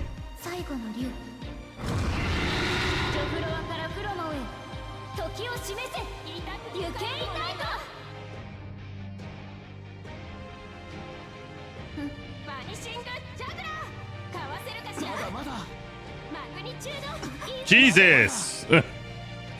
That friggin' crit, man! Hell, David's probably dead.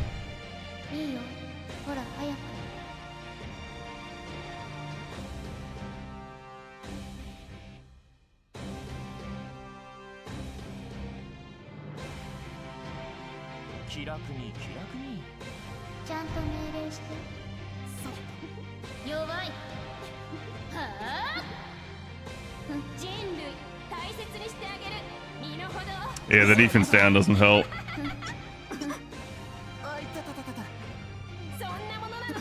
Wow, holy crap. She nearly smote Mel there. Okay, this is the last turn for this team. I'm gonna play for the victory there.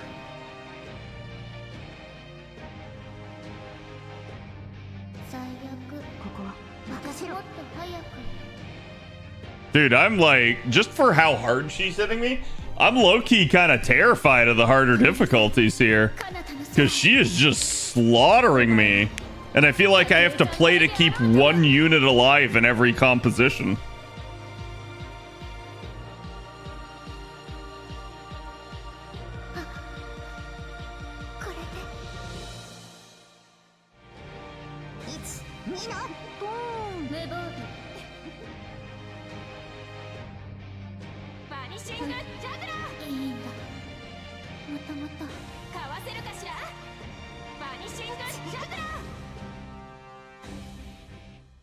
So we're like, we are dead halfway.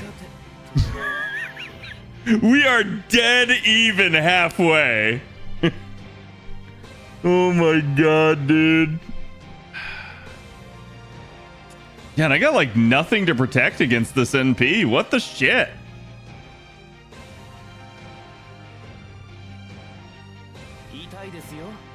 I can skill sealer, that's it.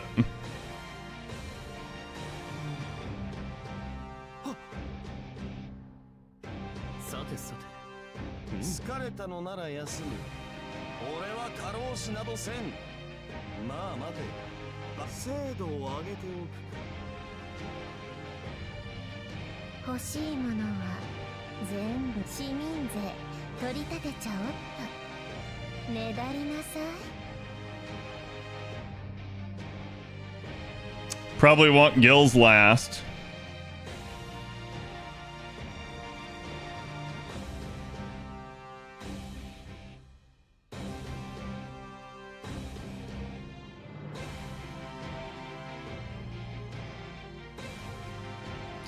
Definitely want him first.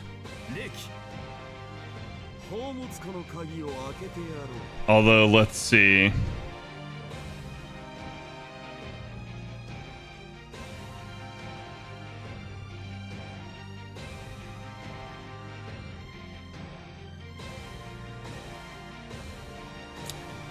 Yeah, I think I want to do it this way.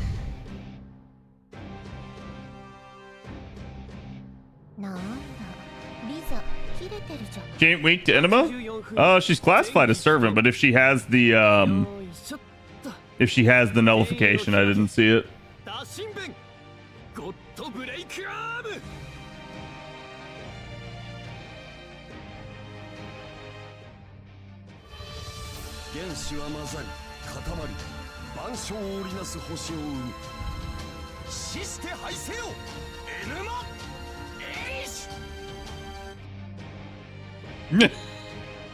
Oh well.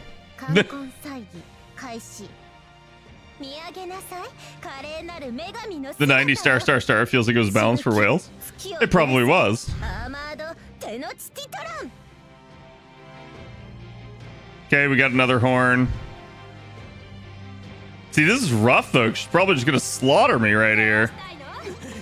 Yeah, like, what the fuck?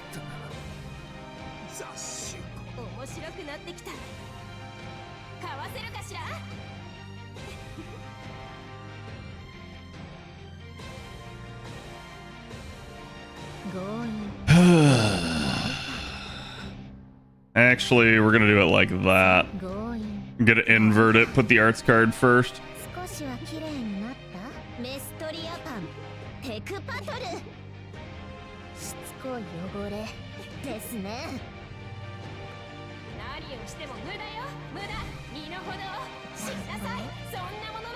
Bro, what the fuck? Oh my god.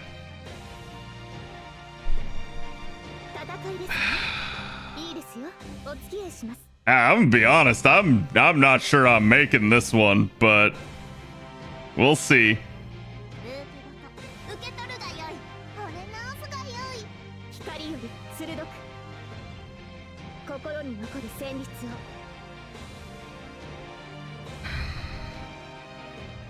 She's gonna, oh my god, yeah, she's gonna kill, well,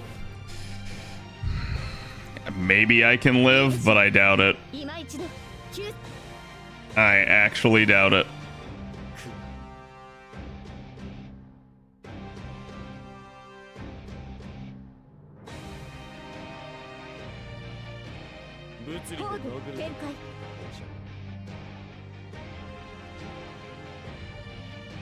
That's a shit draw for cards too. It looks like the overtune. I wouldn't say that. Like, it's just one of those deals where I expected the easy one was gonna be easier than this, right?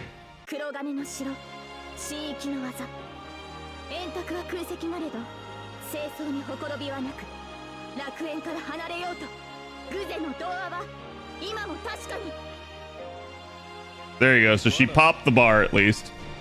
God, 70% on that arts crit.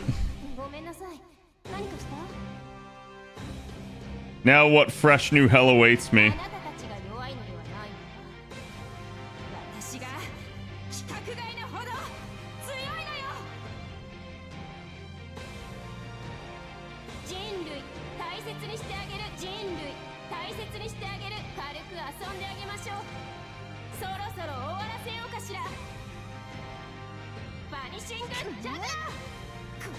Oh, thank God.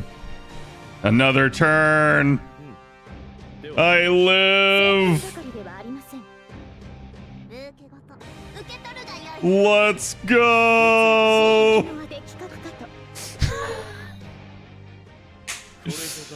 Oh my God. There's been welfare and low star only clears for the normal version.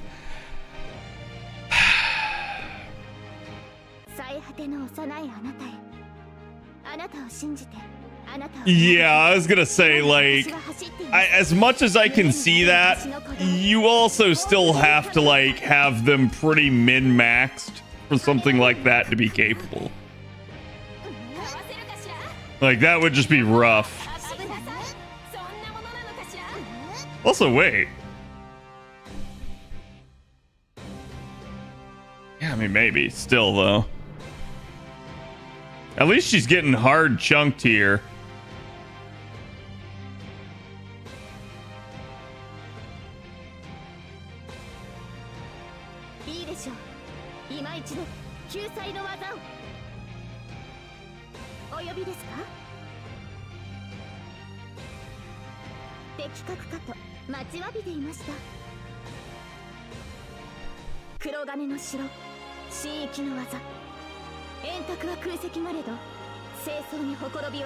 I think maybe you didn't break enough horns.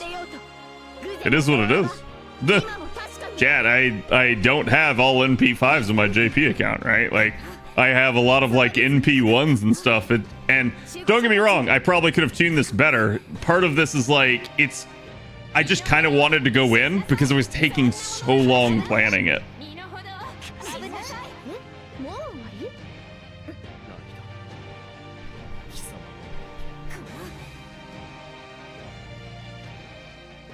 I feel a lot better about the clear, though, now after that turn.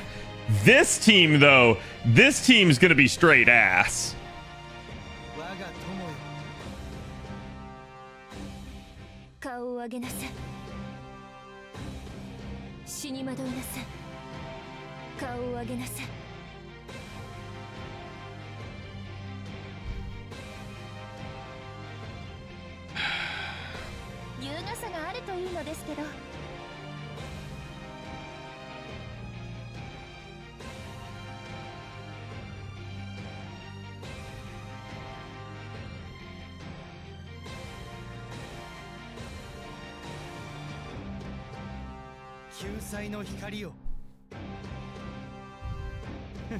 I don't think that's going to matter too much, but he'll take some damage at least when he gets hit.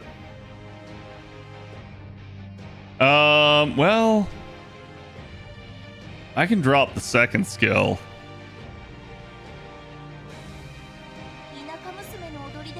That'll at least help her take some more. I think he's getting charged no matter what I do. Well...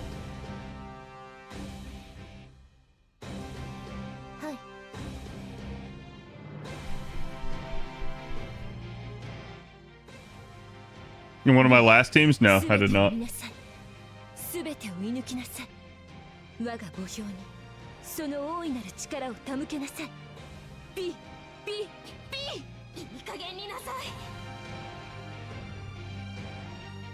Okay, we got another horn too.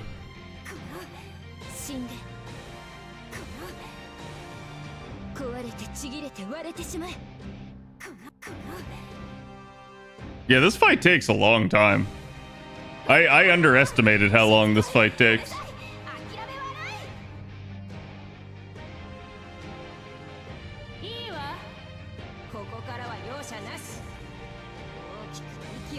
$4 million, fuck.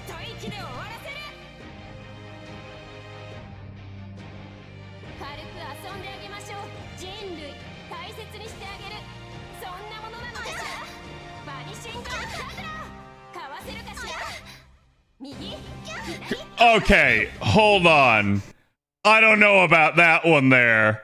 I don't know about that. Like, you literally just freaking, like, one-turned her.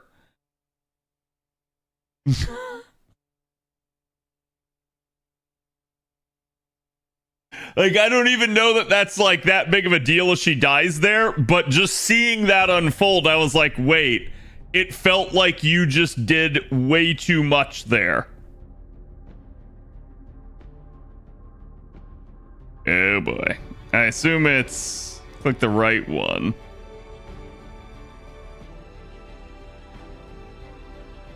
Because I think this is asking me, would I like to continue or would I like to start over?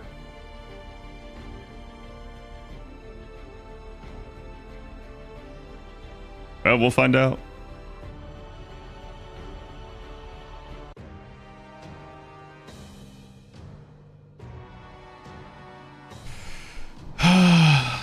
It's gonna whiff anyways. Oh yeah, she's considered a servant. Never mind. What?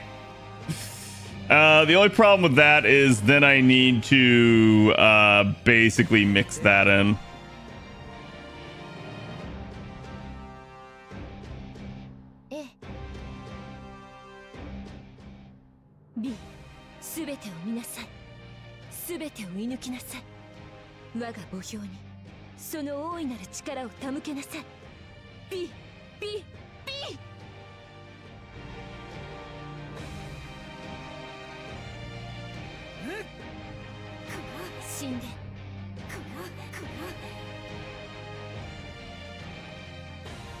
Yeah, so now she doesn't loop back. It's not gonna matter because she's gonna end up full.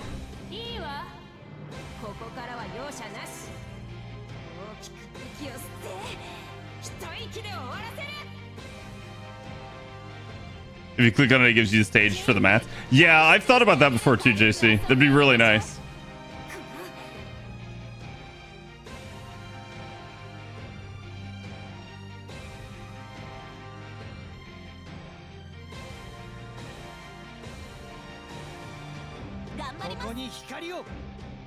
Well, that'll work.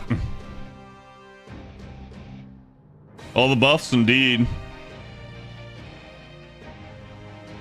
Hey, Fox, how's it going? Thank you for the raid. Welcome, everybody. We are in the middle of doing a fight on JP.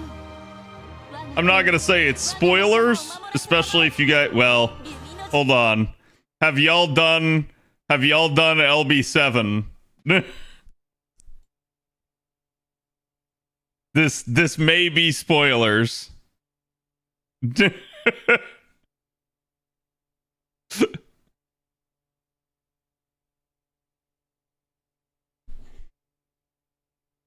He was doing LB7. Okay. I'm gonna pause here for a second then. Welcome everybody from Fox Stream. If you guys haven't ever before, make sure you go give Fox some love. He's a fantastic streamer himself. He's on part 11. Yeah, like, he's definitely seen the character, but I don't know. Fox, are you aware of the fight that came out on JP like 2 days ago? I'm aware of it as me like Giant Lady. Okay, sweet. Yeah. I didn't want to be the one that was gonna like spoil you.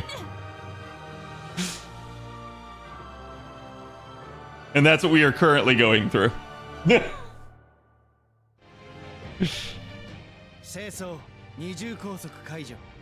But I hope your stream was good. It's not like frame one when I woke up. Yeah, it's like, it's practically impossible to avoid something like this, given you'll not only, like, if you play JP, you'll see it in game, but it's also like, just in general, like, the community won't shut up about these things, and will always, like, post them everywhere.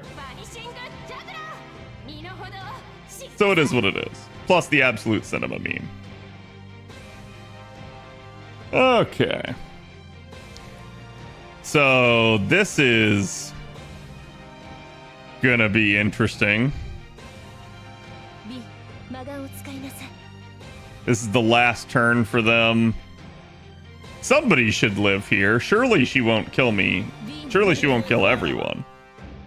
And God, 50% Buster card or 20%. Well, we have so many card ups at this point that I gotta assume I go with whatever has the higher crit percentage, because it's like John having a little bit more arts up can't really make that big of a difference.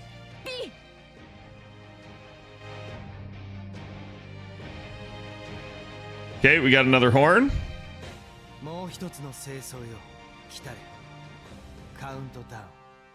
She still has the 4 extra attacks? Nani? What do you mean 4 extra attacks?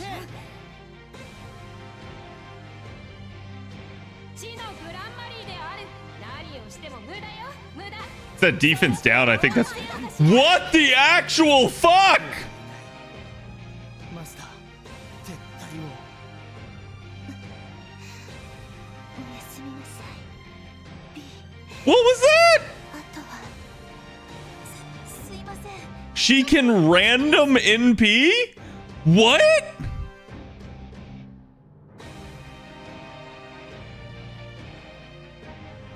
私と戦う何を思い上がっているのあの雑魚たちいい Bro. 本気になってあげる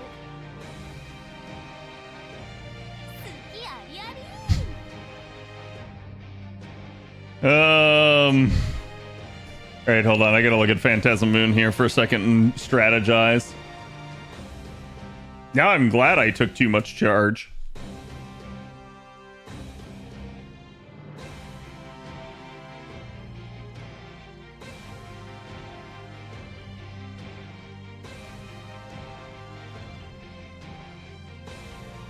%20 in P damage or 30% buster up.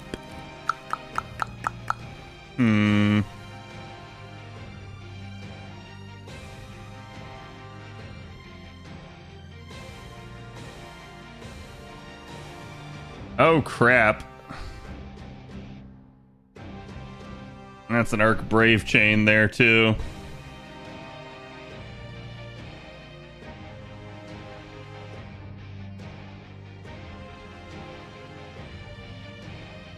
La la la la la la la la la.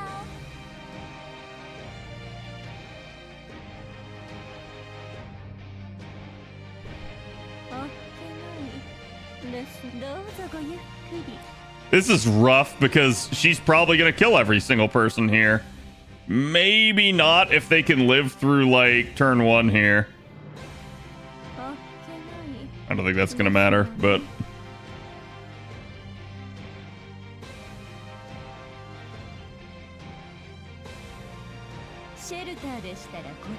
oh, she's Earth too. Oh man, this makes this difficult. She considered living human.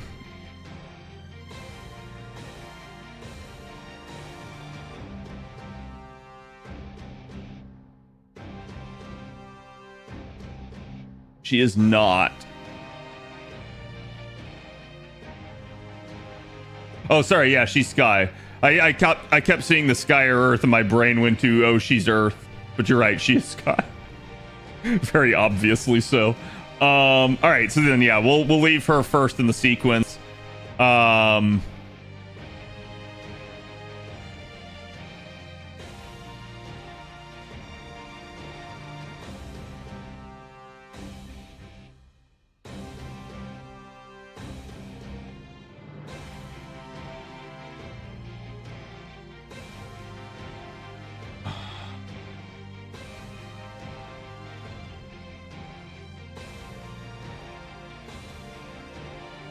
That's not going to matter, really.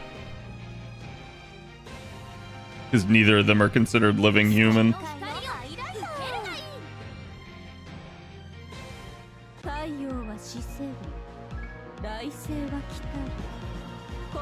She still has debuff immunity? Yeah, so.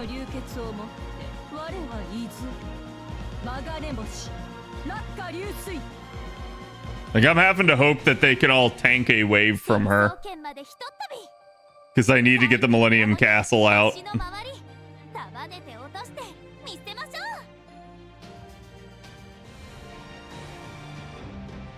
Okay, at least we got another horn down.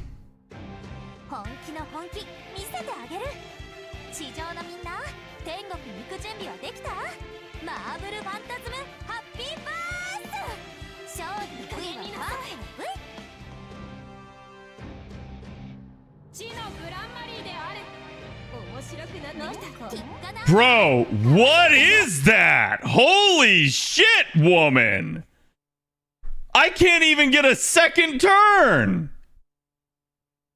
What the actual fuck? Like, that's gonna be the most difficult thing for me to overcome, is gonna be, she's just gonna keep healing back and instant nuking me. Like, holy crap, dude.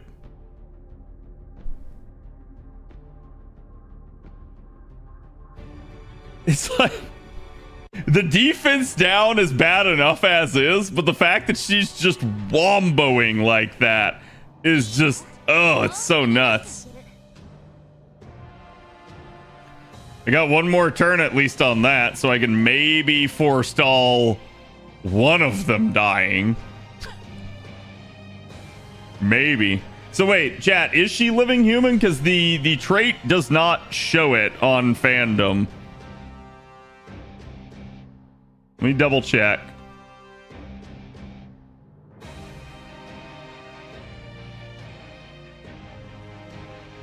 She is neither of the Arcuids are considered living human. Okay.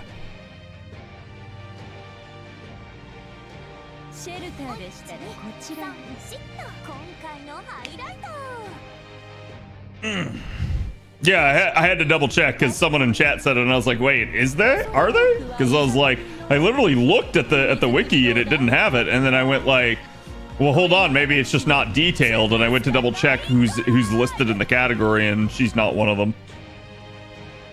Arcuid living human, no, yeah, exactly. And that's what my logic was too when I was thinking about it. Was like, well, she's not really human, so it makes sense.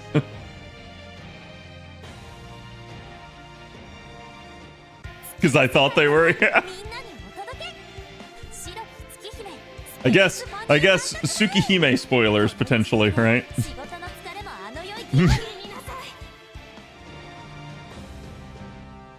Okay, surely we lived through this one.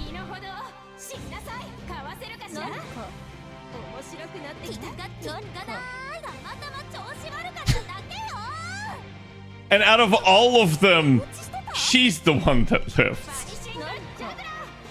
This is not looking good.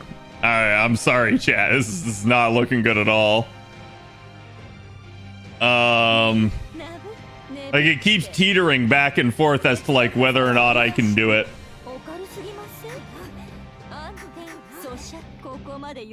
It's not a script fight. It may be. If it is, I'm unaware of it. Again, the fight's only 2 days old. It's kind of difficult to find information on it.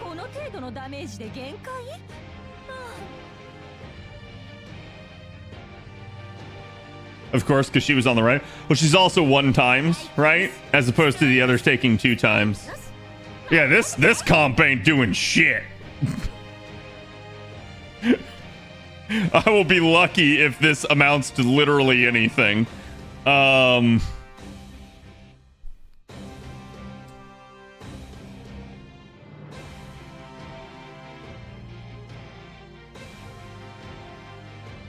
Yeah, I'm gonna have to like go back to the drawing board and come up with something like actually decent for the compositions here.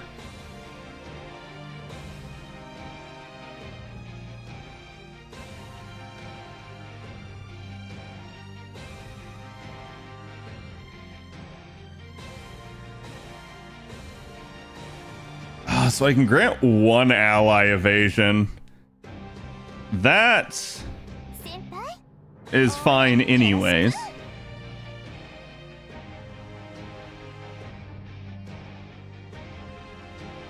Oh my god, it's all Buster.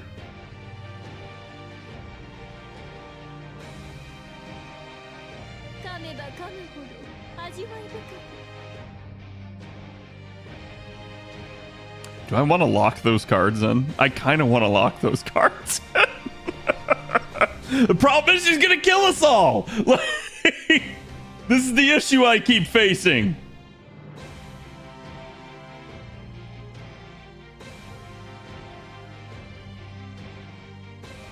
So if I ascend this, I can get the evasion for myself, which is probably the best outcome.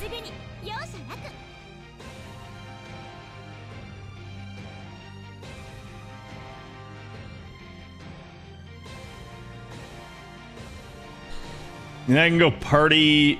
Well, no, sorry. I can go own attack 30% or own MP damage 30% here. I think go attack because it's going to affect everything. Even though I don't have very many stars at all.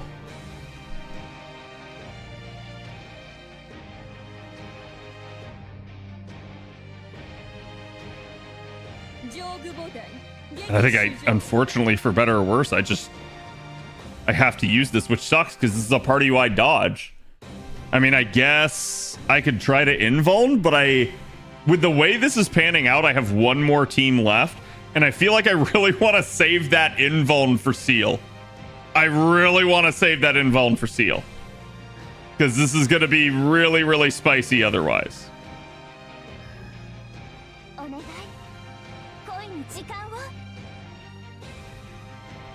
Oh, true, yeah, we're going to have maintenance, aren't we? Oh, wait, no. That's maintenance on an A, though, isn't it? Not on JP. JP's is... wait. No, yeah, we have maintenance coming up on JP, too, don't we? Shit.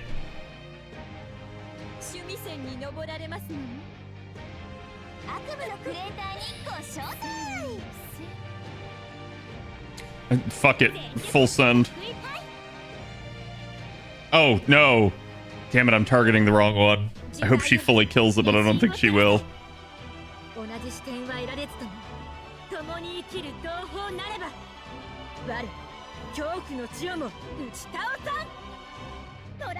I have to accept this, because if I don't, it's gonna send me to maintenance.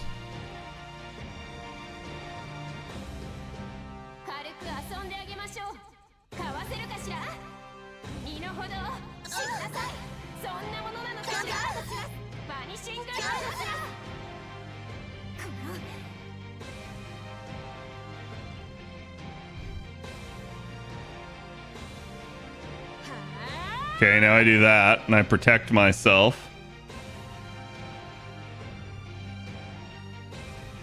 No, I'm not falling for this again.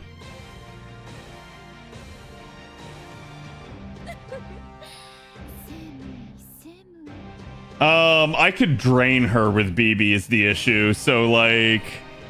I could stall that, but I'd rather not. I honestly... I don't know, maybe BB is worth here. Oh, no, oh god, no, because that's gonna drain. God, I literally just got done saying that. Oh no. I'll let it play out because there's a possibility that I get 2 drains since I put it second. And if I get 2 drains, it's kind of worth. But it's such a low chance of it happening.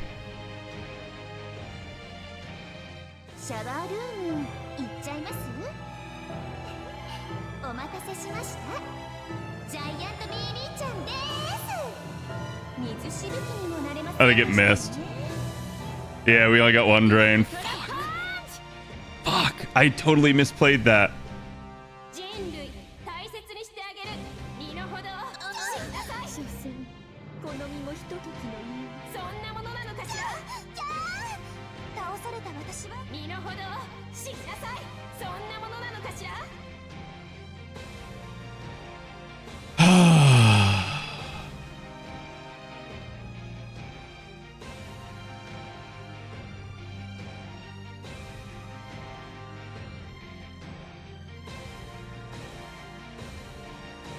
No, she's dead as dicks, chat. If I don't invuln, she dies, and then she heals back.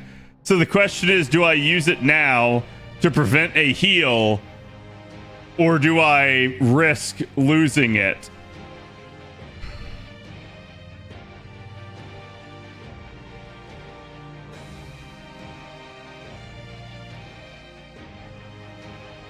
It is what it is. Full send.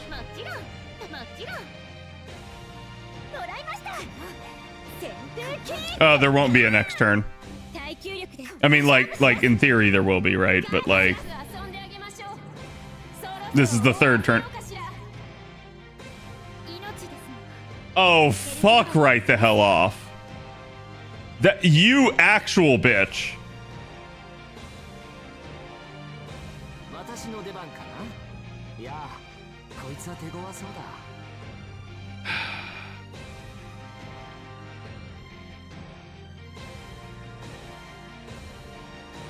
NFF サービスです。もちろん改心するなら今のうちに。甘口のようですね。改心するなら今のうちに。騙し討ちの予感。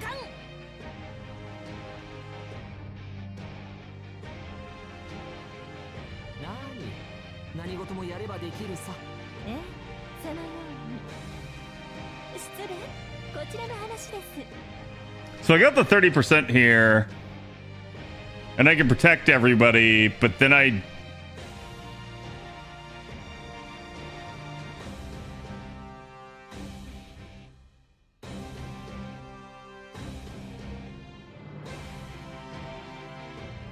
feel like I need to save that invuln, but I also feel like I'm gonna die if I don't, if I like don't touch it. So I think I just send it. お任せ。夢のように片付けよう。特別授業行ってみましょう。いいですね。現在固定。主の皆において。 Come on, baby. You can do it. 鉄は炎に。精霊よ。 Bonk. この魂を救い構えなさい。 Bonk. これなら Bonk. いつまでも甘くはないと。 Keep big bonk. 人類大切にしてあげる。軽く遊んであげましょう。身の程を。 The fat. Oh my god, dude. ジレンかわせるかしら。 She really tried. She really freaking tried. イノベーション始めます。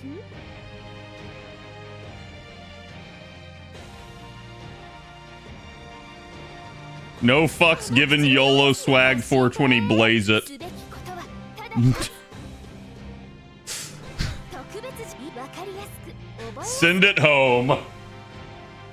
現在固定 Oh man. 皆において第7の Yeah, thank God Seal had the ability to basically one turn the bar or two turn the bar, right? Like, 魂を救い構え but goddamn, この私を Seal's a perfectly balanced character. No, this is a perfectly balanced fight.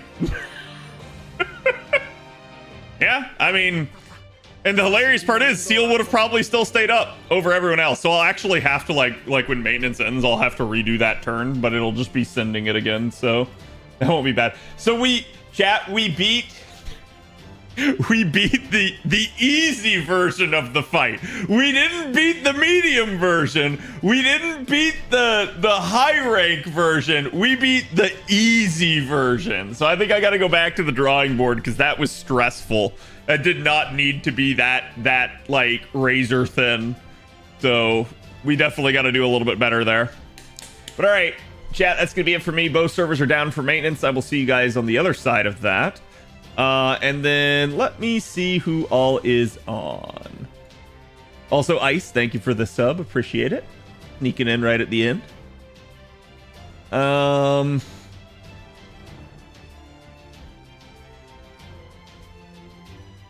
I'm seeing Mr. Ventos on. He's doing some Dark Souls. So I'm gonna send you guys Ventos this way.